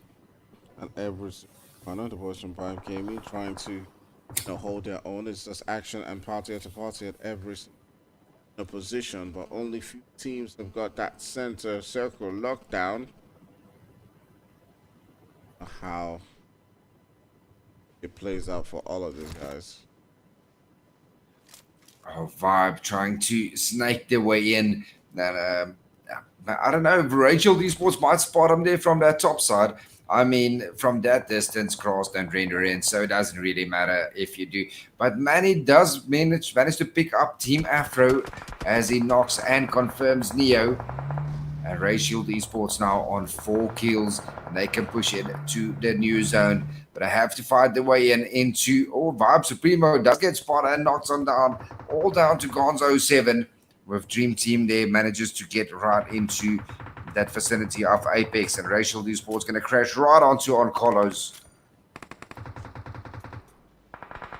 Can Gon7 get actually into that zone and manage to, Dream Team right on top of Oncolos, can they get the knock on in there? There's going to be quite an interesting engagement between Racial Esports and Apex, with this Brosh right there behind him as well, as Oncolos does take down Roach, but Roach takes the Archer, takes down Joy Boy. And there's some crazy stuff going on right here, but somehow the boys from Apex have been able to continue to battle it out and hold this position. The boys from Apex have been, taking out the boys from RSG one by one on Colos, putting in the work right there. Takes down, I do believe is another player, RSG. But with the third party shots coming through on Colos, will get dropped down to the ground too as well. They're going to get the revive on Danny Brown, making it a free V2 again, as they did get one knock back onto Apex. And Manny Whitey might just be able to crawl right into that building and make it again a 4v2, as Kage is still holding off the entire Desperados team all by himself on top of that bridge. Now Apex, CXLDM follows back to full health on top. But CXLD with a beautiful molly gets down Ninja, and in comes on Golos, pushing on in. Then Danny Brown battling it out in this position. He's able to get a knock. He gets the finish onto Oncolos. But CXLD will battle it out for his team right there and get dropped down. CXLD goes on down, all down to Kage now. Desperos came in beautifully timed with that third party. Kage now the last remaining player for Team Apex. Dream Team still on top there with a 3-man team left, or full team actually. I know they did lose Chris. It's still a 3-man team focusing on a full team of 10-11 as they're battling it on the edge of this final zone. Now Desperate needs to focus on getting into that zone. Gonna have to take on either 10-11 or Dream Team, but Kage from the side gets the drop on God. Yeah, beautiful shot from Kage. Will that give him the opportunity to get into that zone? As he's right on the outside edge, already smoking his teammate, trying to get his teammate to get back up and making it a full team again. And this might give Kage the opportunity to focus on getting to the new edge right inside of that zone. All right. We're now beginning to see things gets really spicy in this position with Apex. Tried as much as possible to see if he can find a spot. Kage just driving around. He sees so many different teams around him and it's disparaged who continue to send on the shots. He's down to pretty much just what is 1 HP. And we got 4 teams around this region, and somehow, with a stroke of luck, Kage does find a way to survive. I mean, if Kage does win this game, Enigma, it will be an absolutely outstanding thing to happen. But we're now seeing the boys from Disparage trying to get into that zone, but he needed that knock. He definitely needed that knock to come through up against Vibes. And to take him down, but somehow he's able to smoke that position. But at the end of the day, 10-11 will put him down to the ground. Yeah, unfortunately, Apex going out, but man, beautiful game by CXLD. As I believe, CXLD, how many kills? I think he got 7 kills in total for Apex. Yes, 7 kills. So 9 going out there in 4th position. And now Desperat's coming in with a full team. Dream Team coming in with a duo. And 10-11 coming in with a full team. Going to be an interesting fight here for this chicken dinner, as there's 10 left, only 3 teams. Dream Team currently just on the outside edge of the zone together with Desperate, and the zone favored 10-11 there, right there on that ridge, and they got that ridge quite split up evenly. They can gatekeep anyone coming in from any angle. If they don't have a vehicle to get in there quickly, it's going to be very difficult for these teams to cross that road into 10-11. Absolutely a very difficult position. The boys from Disparage will be looking to see if they can hold their own right here. They're trying to crawl their way in, sneak their way into that zone, but they got 2 players and now 3 who have been put down to the ground. The boys from Dream Team continue to send on the shots onto the position. And here comes Archer. Archer behind those walls. He might have spotted Joy Boy. Will Joy Boy have the opportunity to get that revive? He is trying as much as he can, but just one more nade into this position might just seal the deal. But it's just hearts beating right now with the mollies flying in. They've got to get that revive just in time with the zone pushing in as well. And it looks like it might just be over. Yeah, I think 10-11 might just take this one. As 10-11 gets knocked on over there by the blue zone.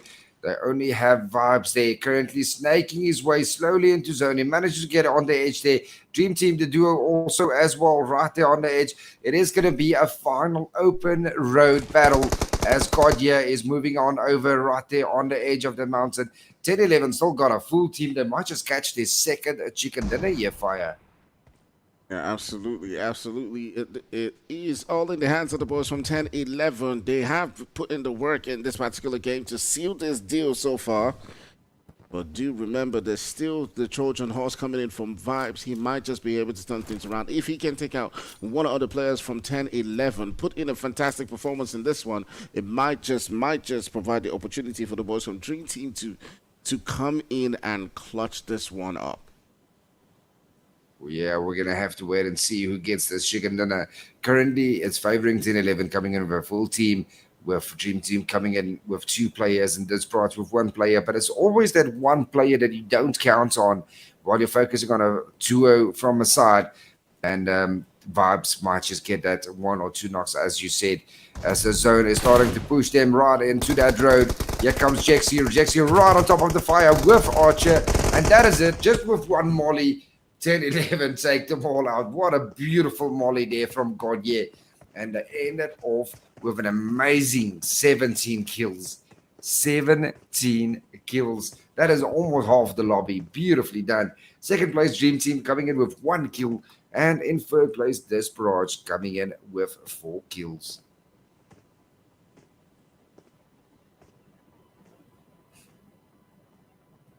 All right, so there you have it. We have seen finally the 3rd game of the night, and it is the boys from 10-11 who do mop up the spoils in this particular one. We'll be taking a quick break and be back for our final game of the night so far.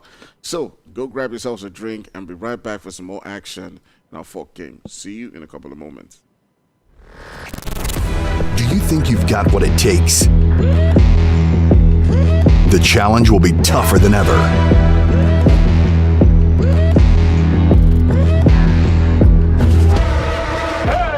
In 2023, International Esports has a new home.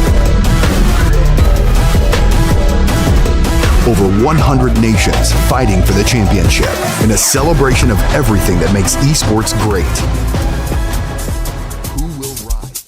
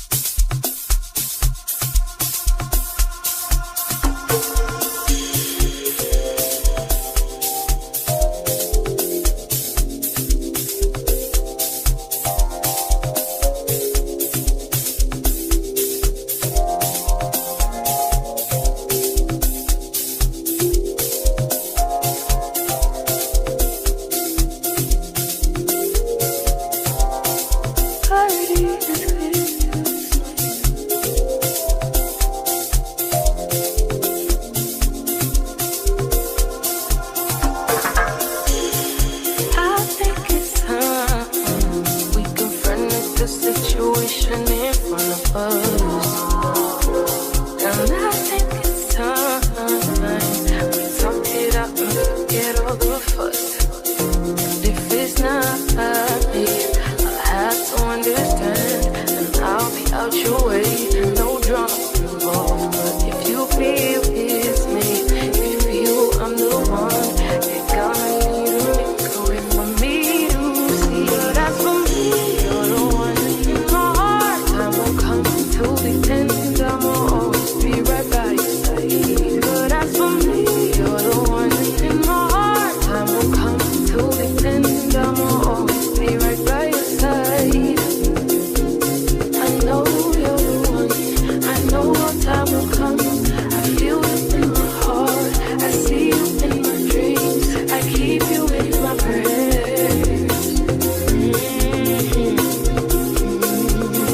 That's what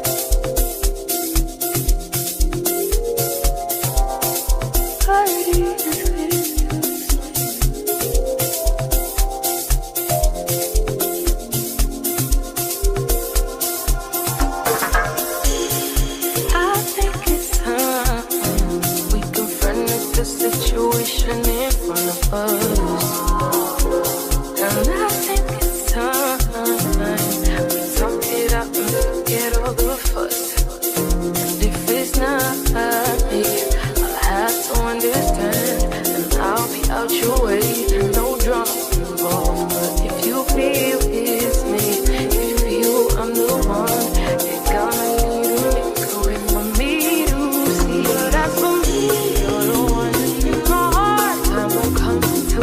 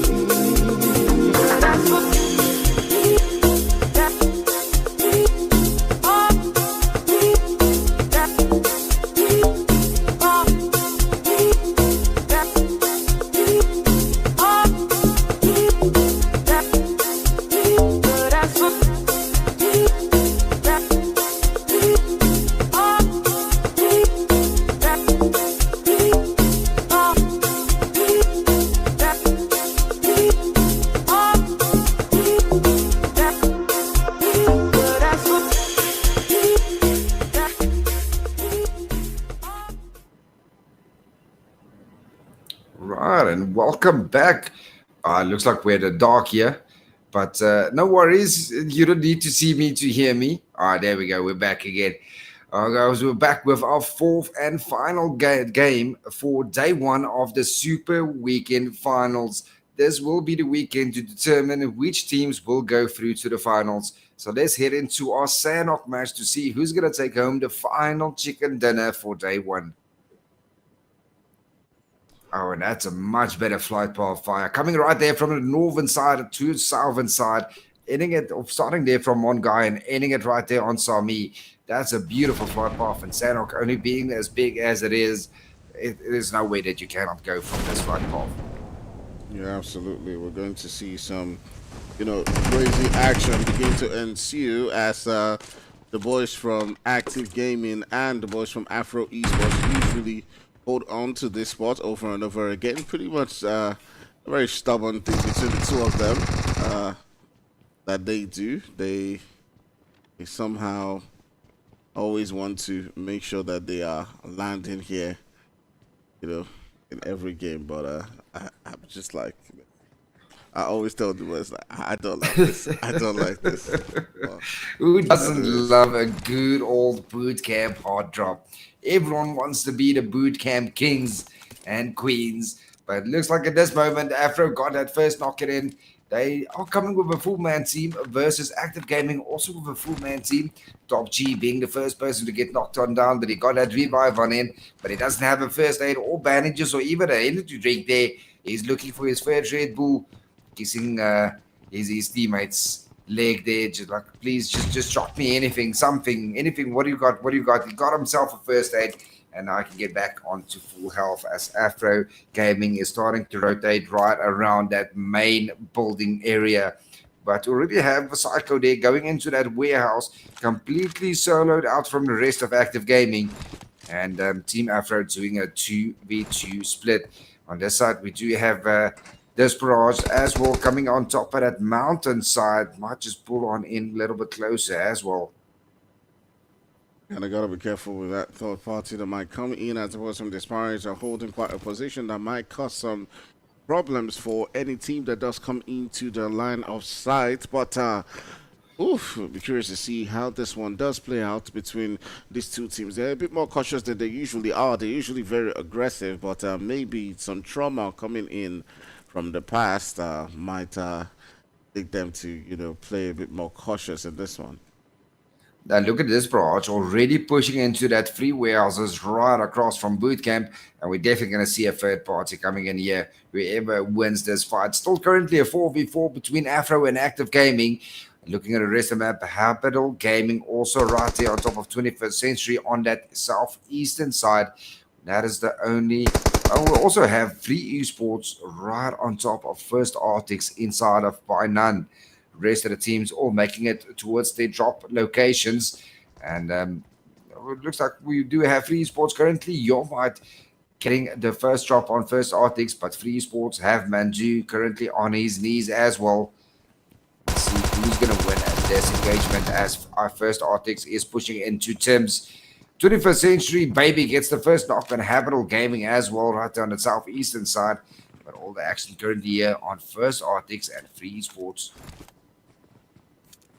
Their First Arctics and Free Esports going toe-to-toe against each other at this particular spot, looking to see if they can, take each other out right here. They are within close proximity of each other. While we're still keeping an eye and see what is going down in bootcamp. But Yomite will drop down to the ground and thirsted right there. And Rufai, those shots, I think it was going to put him down, but they were not enough to drop him down to the ground. As Rufai does manage to get away from that position, just pretty much with 1 HP. Yeah, First Arctics losing their first player, not the best going in for First Arctics inside of By None. But in the kill feed, looks like 21st Century got completely wiped out inside of Kampong as well. Capital Gaming only losing 1 player. Yeah, so much going down across the entire map, but here's where the boys from First Arctics might be able to defend this position. Mash is taking that push. He does know that Mondo's been dropped down to the ground. Teams within within the same vicinity, looking to see if he can back up his teammates. It does look like the revive's coming through, but that Molly might be able to, put them down. But the revive has come through right now. But they continue to send on the shots into that position. It drops Mondo down. Now they have gotten the confirmation. Tim's also dropped down too as well. They've reduced the numbers of points from 50 spots down to 2 players. And would you look at that? Oh, just like that. First Arctics winning the fight against Free Esports, picking up 4 kills. Your mind being confirmed there inside of Pandan, only losing 1 player. But beautifully played by First Arctics there. Not giving up. Staying together, doing a 2-2 split. And here comes our first knock. There's Active Gaming gets knocked on down, as well as Aimbot hitting the ground. 1 knock for each team. But they already have Neo there picking up Aimbot, and you already have Fire already picking up a Surprised. So it's going to be back to a 4v4. But this barrage now pushing into Bootcamp. Then a 2-2 split as Joy Boy and Vibes is taking that eastern corner. And on the western corner, you do have Boji and Stallion pushing in as well, doing a 2-2 split as they're going to catch one of his teams. And it might just catch Active Gaming here off guard as they are the closest right there in front of this branch. And Active Gaming not focusing on that side. They're just focusing in front of them on Team Afro. Yeah, Active Gaming might find themselves in a sandwich as the boys from Disparage are pulling up onto that center of boot camp. And they got to be really careful on this one and see, how it continues to play out. But Traitor and the rest of his teammates might begin to come within the line of sight of the players coming in from Disparage. And it does look like Traitor has spotted them. They're quite aware that they are now within this vicinity. We're curious to see how this one does play out. 100%. I mean, he's not called Top G for nothing. He's got ears for entire Sanok. He knows exactly, just by listening to sound, where who is, and he already communicated with his team. Listen, boys, there's someone knocking on this side. But I do have Afro still a full team right there in front of him. So it's a 4v4 inside of Bootcamp. 3 teams coming into the final game right inside of Bootcamp. Chat in the chat. Let us know quickly. Who do you think? Who's going to be the Bootcamp Kings? Yeah, absolutely. Heart's beating right now because everyone's just waiting for that one opportunity to pounce onto the next team. You can see the boys from Desperado making the push and inching quite closer onto Psycho, and it is Stallion who is leading the charge right here within this warehouse, looking for that opportunity, and he will get dropped down by Psycho in this position, and the action's already beginning to ensue in this one. Psycho dropping down 1. Ooh, but the support coming in. A Stallion just being a Stallion there, getting the backup knock for his team to manage to get that reviver in, but here comes the Top G. Can Stallion knock down the Top G, or the Top G does get the confirm onto Joy Boy? Here comes Stallion around the corner. It's a Stallion versus Top D. He does have some backup now, at least, as Vibes comes on in as well. It's a 2v1 on the Top G, making it a 3v1. Down goes the Top G. And you also have Nexus currently knocked on as Afro Gaming is starting to push on in closer as well. And it's not looking very good here for Active Gaming. A Surprise is the last remaining player.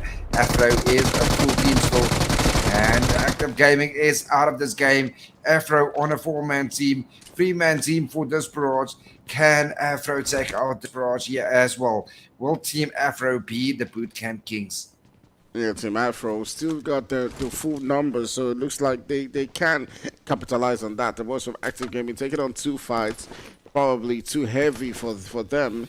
Probably should have focused on the boys from Afro Esports within that center circle, but these things happen over and over again. They were not expecting that third party to come through. But now it's a 3-man squad for the boys from Disparage coming up against the boys from Afro Esports and A-Bots. We'll be looking to see if we can get a couple of knocks to come through against Stallion and his boys. Yeah, Aimbot manages to hear them and see the rotations there inside of that warehouse. He definitely knows there is another team in there.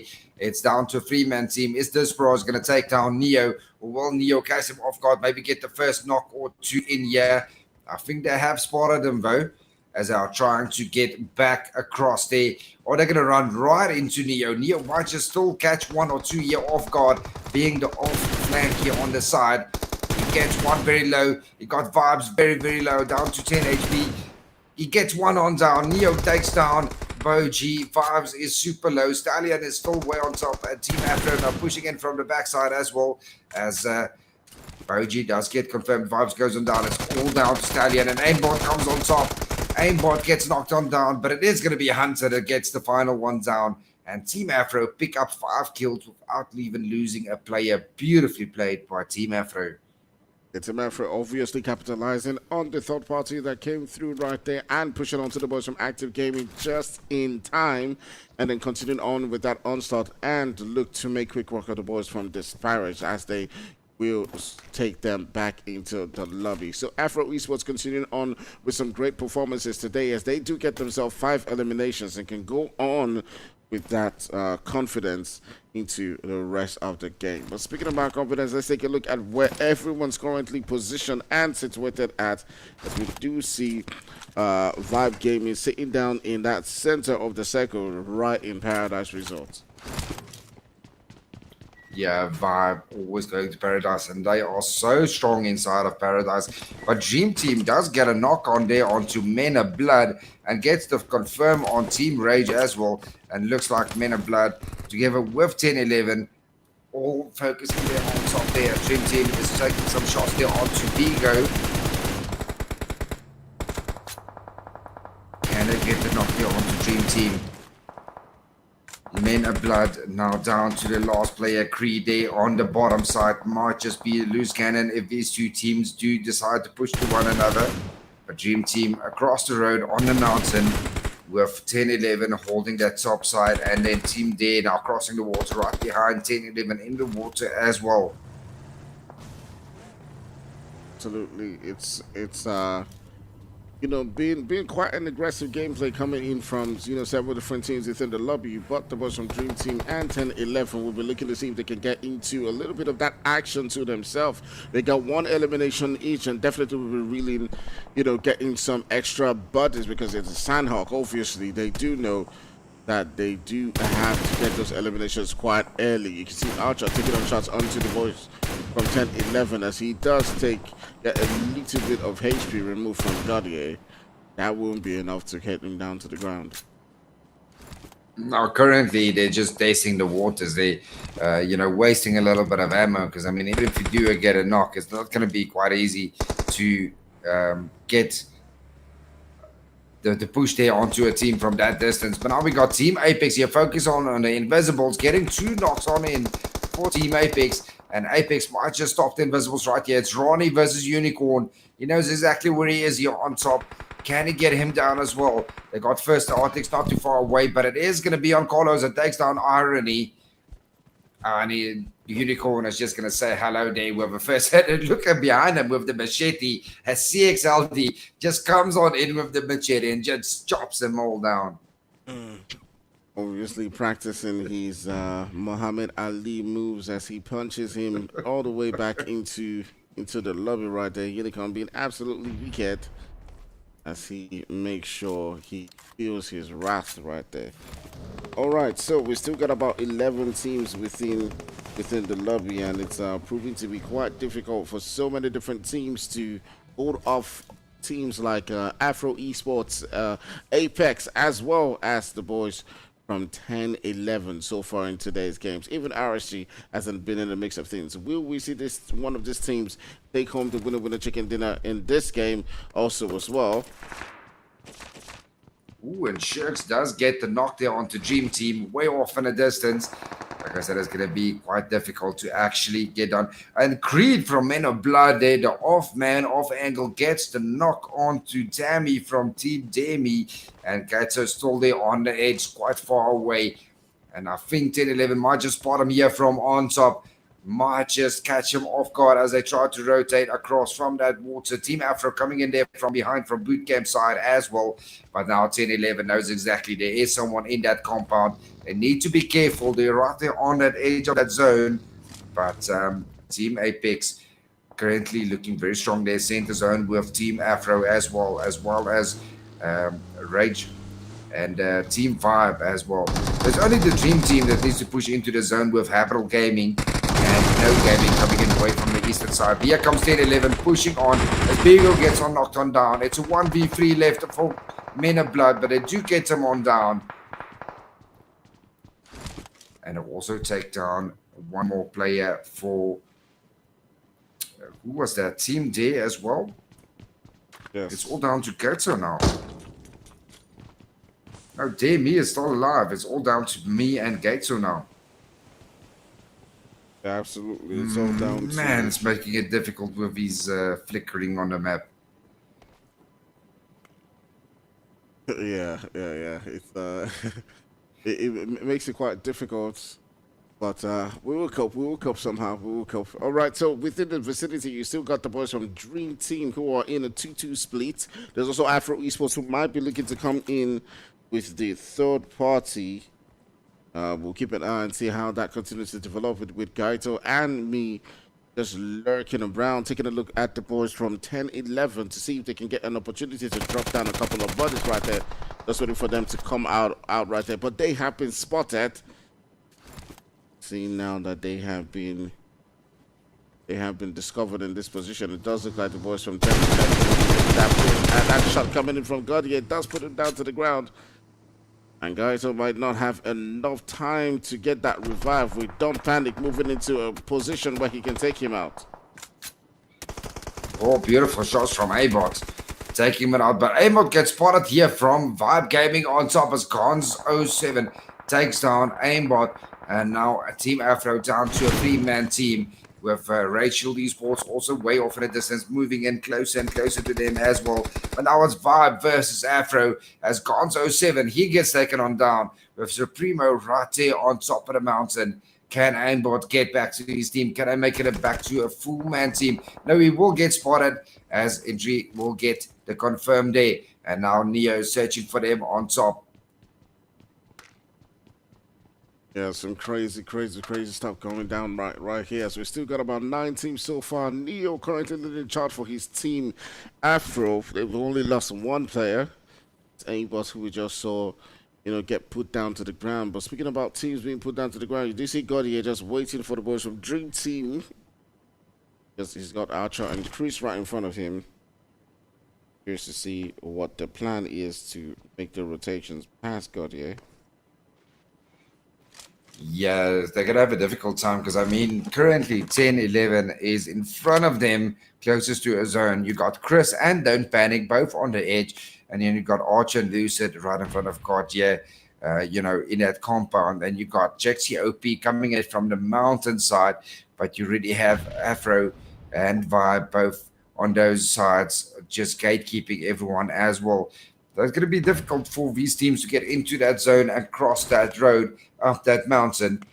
Can Dream Team manage to stop 10-11 right here? 10-11 managed to get 2 chicken dinners in the 4 games here tonight.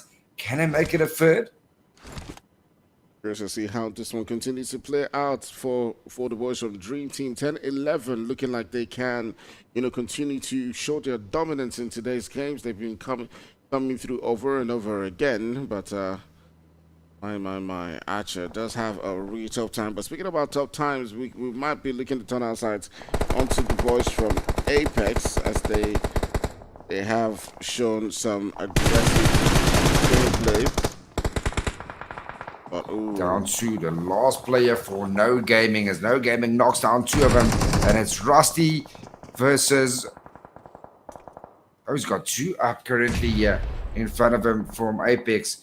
Kagia gets revived as well in house on follows. Unicorn right on top of Rusty. CXLD coming up from behind as well.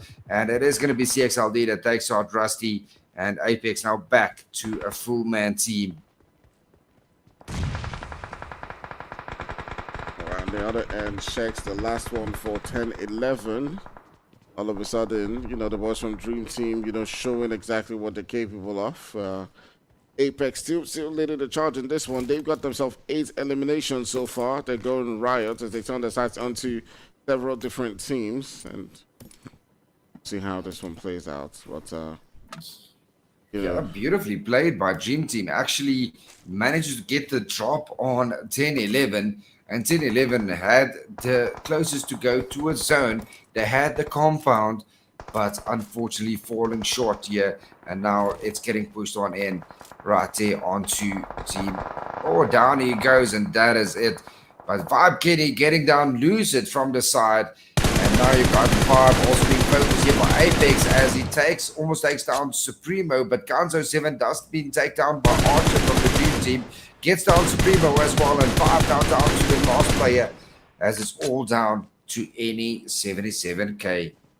my gaming, feeling the heat coming in from the boys from Apex as Apex continue to set on shots to several different teams. You can see that they are not really chasing get that chicken dinner. They want the kills. They focus on the boys from Habitual and put them down to the ground. It's just left for Criminal. That nade gets in a knock onto Lover, and it's down now to this Criminal to somehow find a way to save them in this particular game. They do need him to step it up, or at least find a way to get those extra bit of placement points so far. Rachel Esports coming in very slowly there from the boot camp area. The only team that managed to get into zone, but Team Apex still a full team, just focusing on anyone. And Habitable Gaming now just down to Criminal, like you said, the last remaining. They does manage to get the revive in there onto Lover, but I think it's going to be a little bit too late as Lover gets knocked on down by Carlos again, and it's going to get confirmed. It's all down to Criminal, but Apex have that entire mountain side completely taken down. Jexy goes down to have Apex as well, and Apex standing strong on 11 kills already. 5-4 on Carlos here. Fire. Yeah, it's an absolutely crazy nightmare for a couple of these teams as they will be looking to see if they can battle their way out. But speaking about battling their way out, the boys from RSG on the other corner are trying to hold their own. They've got two of the players currently put down to the ground. It is first Actix who is doing the damage on this other corner with Mash and his boys. But Roach manages to nade Manny, his own teammate. Knocks and first him with a nade. Here comes Flocky on top of Roach. Danny Brown cooking a nade as well.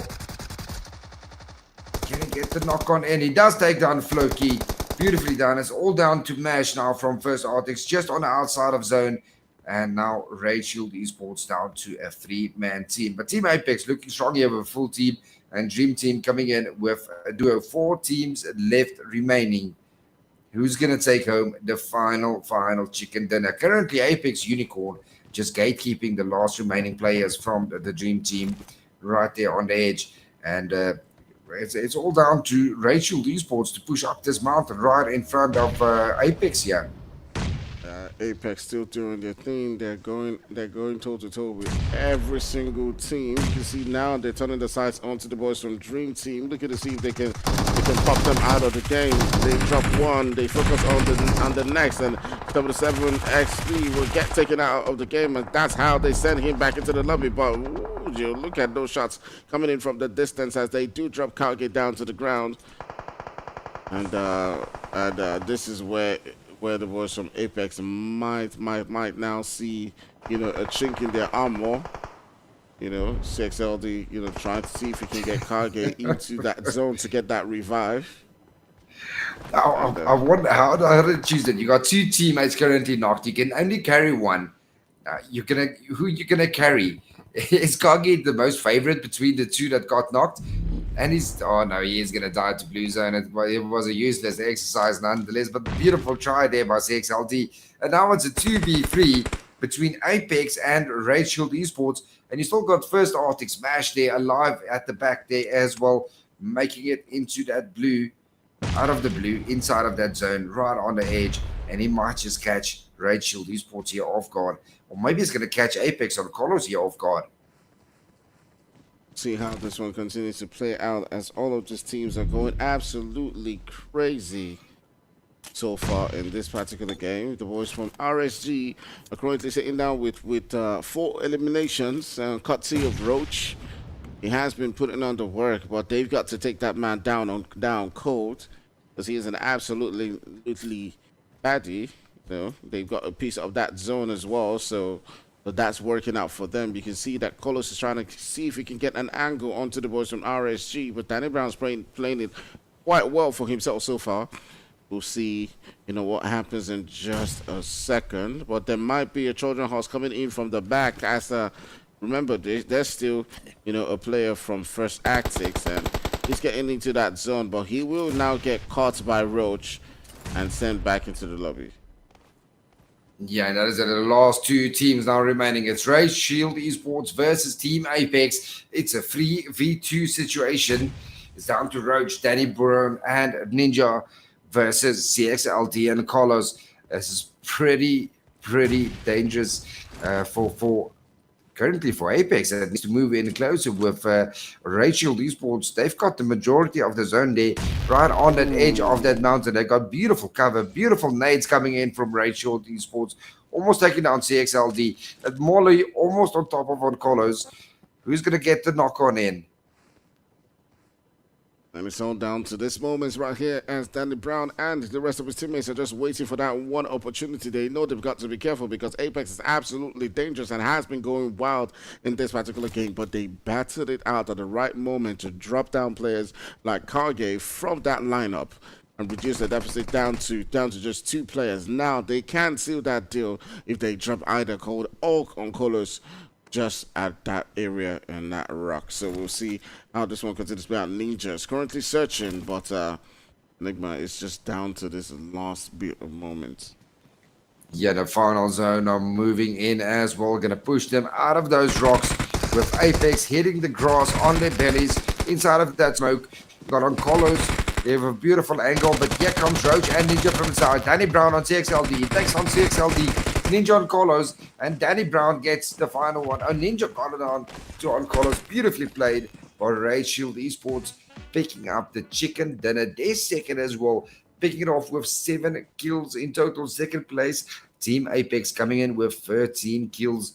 And in third place, First Arctics coming in with 5 kills. Man, beautifully played by Raid Shield Esports, playing that edge of those rocks and just waiting for the perfect moment for the zone to push them out of the rocks behind it and go in for the confirm for the final game. Yeah, that was some great gameplay coming down from RSG again up against the boys from Apex. They found themselves in this situation twice today and got the winner chicken dinner again. So what a great gameplay coming in from both 10-11 and RSG. The two of them were absolute nightmares for any team. They were patient up until the very last moment and it paid off for them. So kudos to them. With that, we will call tonight games and end. Don't mind me right there. We'll basically be putting tonight games to bed. So thanks to everyone who been given a shout out right there on the comment section. I just have it. I've been taking a look at it over and over and over again. But thanks to everyone who has given a shout out. Do remember to hit that like, hit that subscribe. Okay, let's get things going. Let's get it up. Right now, I see 32 likes. Let's see if we can get that to 40. Okay, so Enigma, the last words for our people. We're not going to end the stream. We're just going to sit here and talk some schmack until we get those 40 likes. Yeah, guys, get it up. Don't worry, Enigma. We'll go. I'm sleepy. I'm tired. I need to get sleep. But we'll play some music for you guys. Please hit those 40 likes, and let's get it up. All right. Till next time, tomorrow. I'll catch you guys again. Bye-bye. See you then.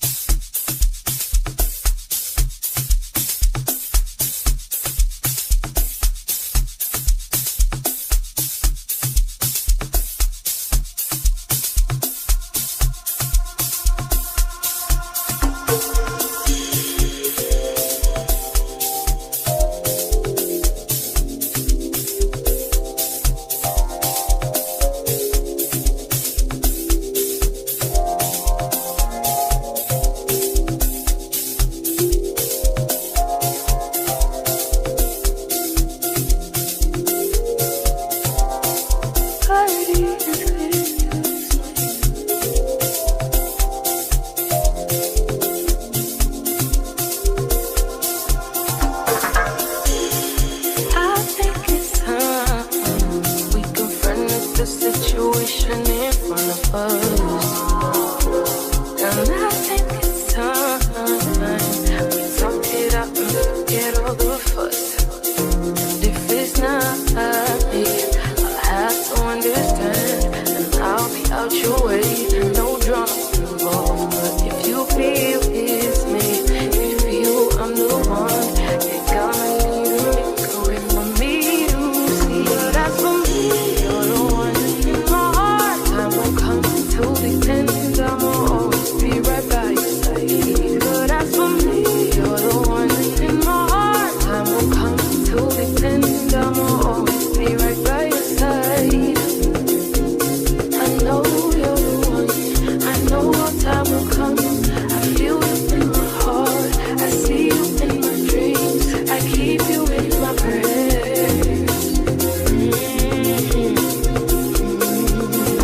That's what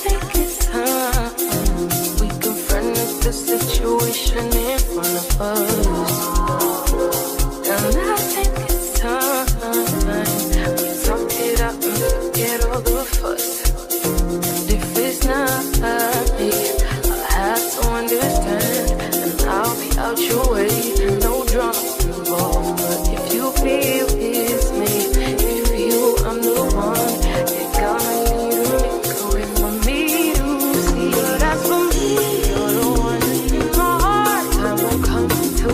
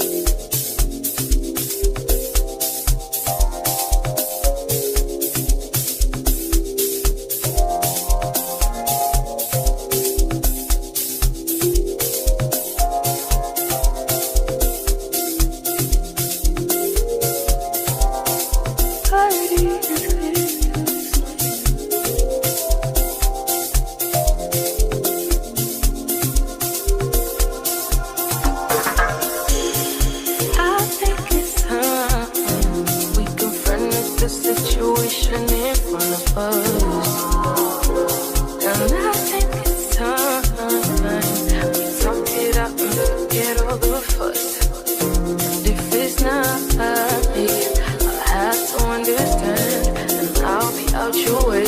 No drama involved, but if you feel it's me, if you feel I'm the one, you're gonna need to make a way for me to see. But as for me, you're the one in my heart. Time won't come until the end, I'ma always be right by your side. But as for me, you're the one in my heart. Time won't come until the end, I'ma always be right by your side. I know you're the one, I know our time will come. I feel it in my heart, I see you in my dreams, I keep you in my prayers.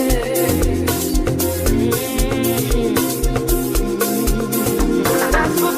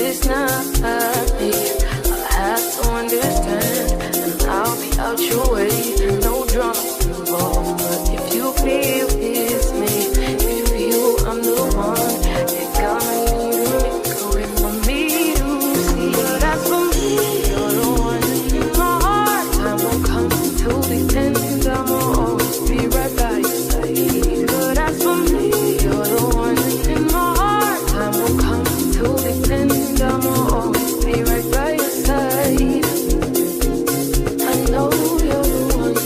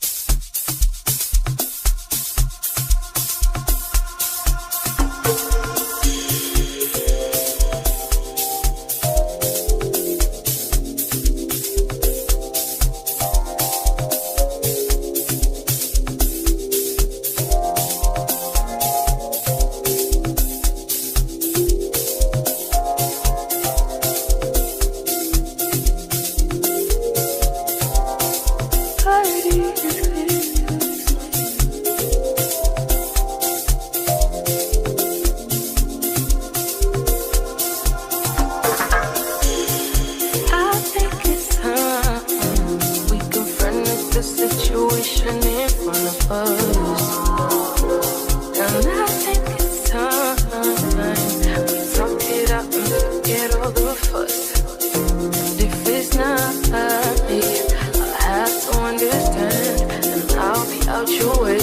No drama involved, but if you feel it's me, if you feel I'm the one, you're gonna need to make a way for me to see. But as for me, you're the one in my heart. Time won't come until the end, and I'll always be right by your side. But as for me, you're the one in my heart. Time won't come until the end, and I'll always be right by your side.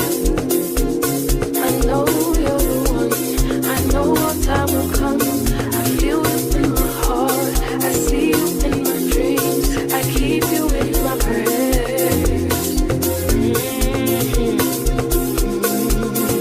That's what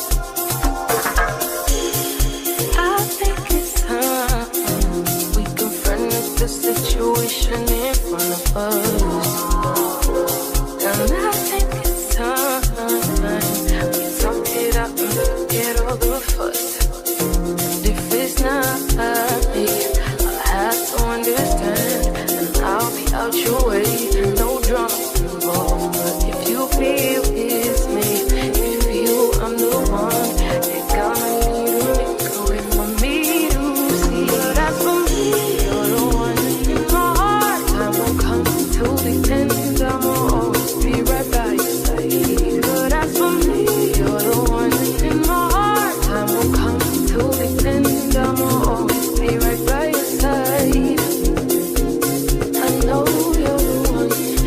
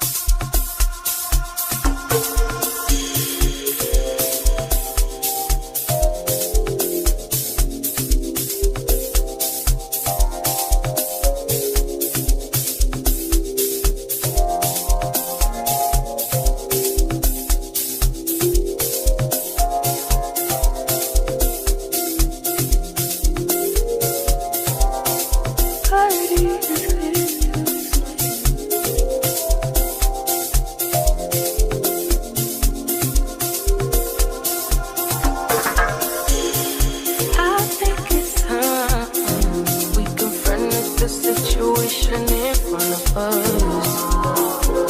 And I think it's time we talk it out and forget all the fuss. And if it's not me, I'll have to understand, and I'll be out your way. No drama involved, but if you feel it's me, if you I'm the one, you're gonna need to make a way for me to see. But as for me, you're the one in my heart. Time won't come until the end, I'ma always be right by your side. But as for me, you're the one in my heart. Time won't come until the end, I'ma always be right by your side. I know you're the one, I know our time will come. I feel it in my heart, I see you in my dreams, I keep you in my prayers.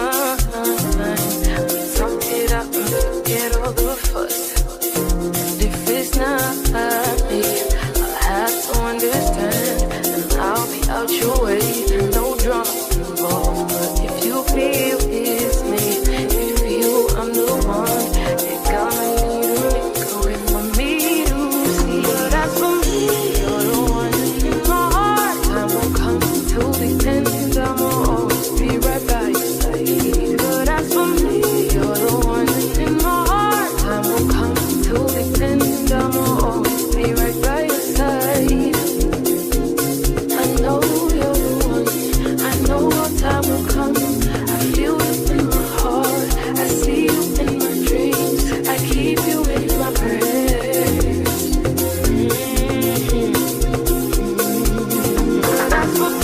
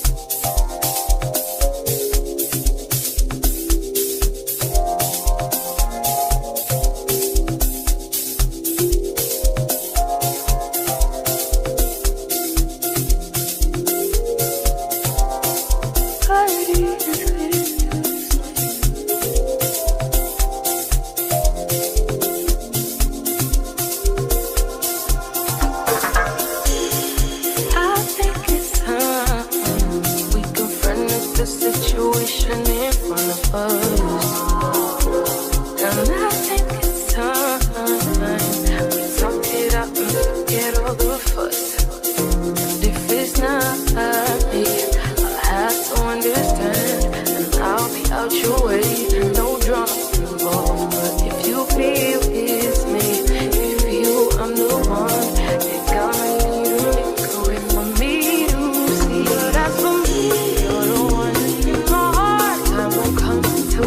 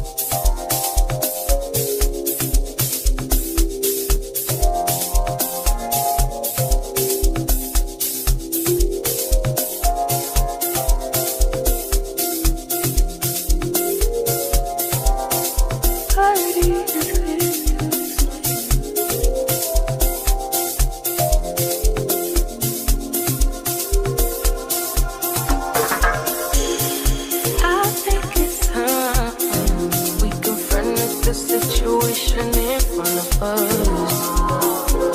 And I think it's time we talk it out and forget all the fuss. And if it's not me, I'll have to understand, and I'll be out your way. No drama involved, but if you feel it's me, if you I'm the one, you're gonna need a make a way for me to see. But as for me, you're the one in my heart. Time won't come until the end. I'ma always be right by your side. But as for me, you're the one in my heart. Time won't come until the end. I'ma always be right by your side. I know you're the one. I know our time will come. I feel it in my heart. I see you in my dreams. I keep you in my prayers.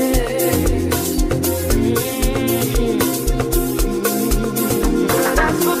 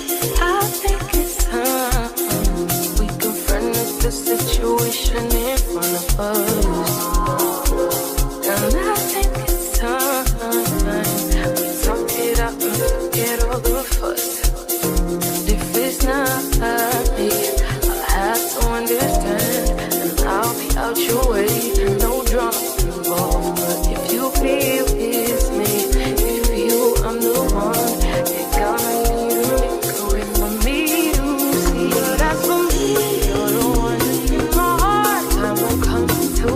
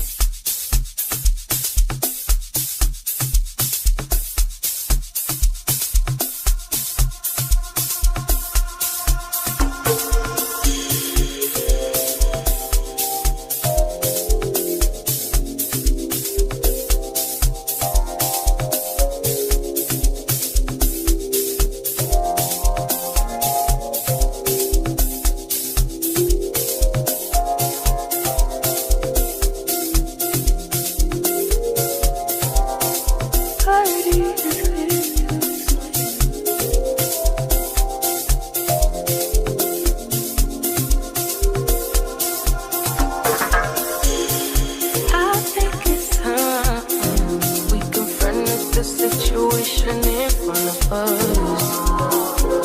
And I think it's time we talk it out and forget all the fuss. And if it's not me, I'll have to understand, and I'll be out your way. No drama involved, but if you feel it's me, if you feel I'm the one, you gotta need a make a way for me to see. But as for me, you're the one in my heart. Time won't come until the end, I will always be right by your side. But as for me, you're the one in my heart. Time won't come until the end, I will always be right by your side.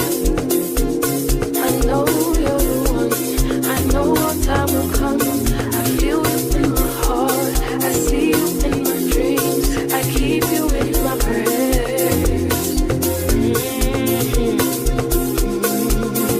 That's what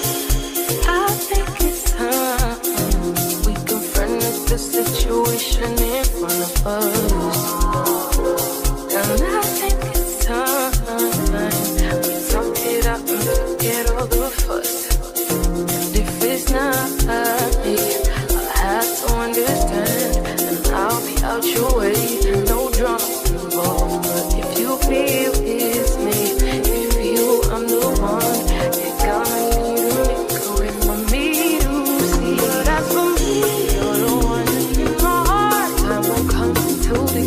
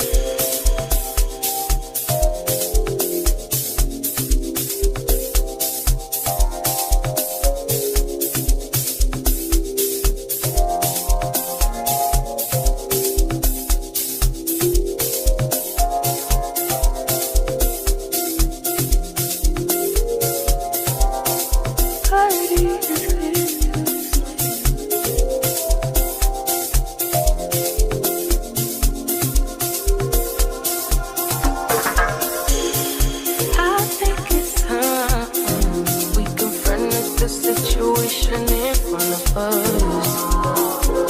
And I think it's time we talk it out and forget all the fuss. And if it's not me, I'll have to understand, and I'll be out your way. No drama involved, but if you feel it's me, if you feel I'm the one, you gotta need to make a way for me to see. But that's for me, you're the one in my heart. Time won't come till the end, I'ma always be right by your side. But that's for me, you're the one in my heart. Time won't come till the end, I'ma always be right by your side. I know you're the one, I know your time will come. I feel it in my heart, I see you in my dreams, I keep you in my prayers.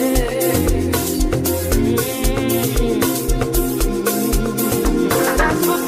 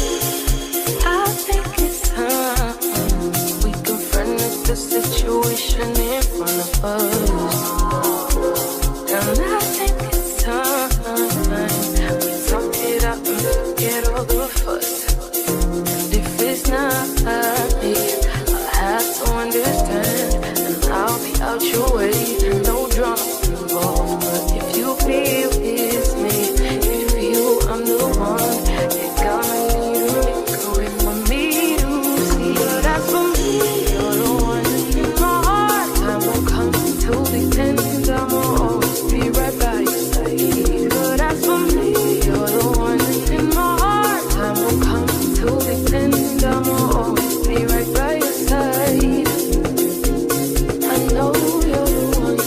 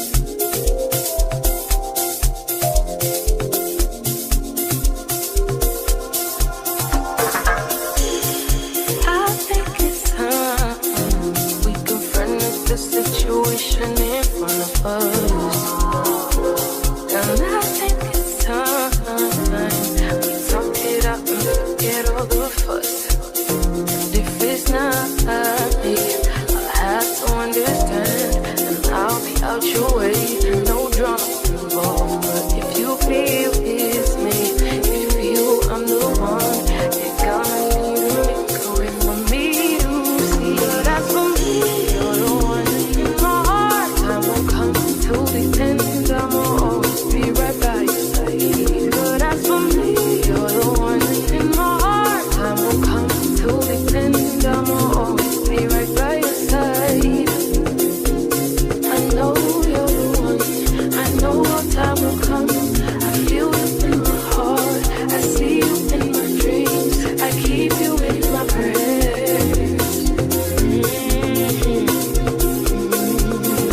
That's what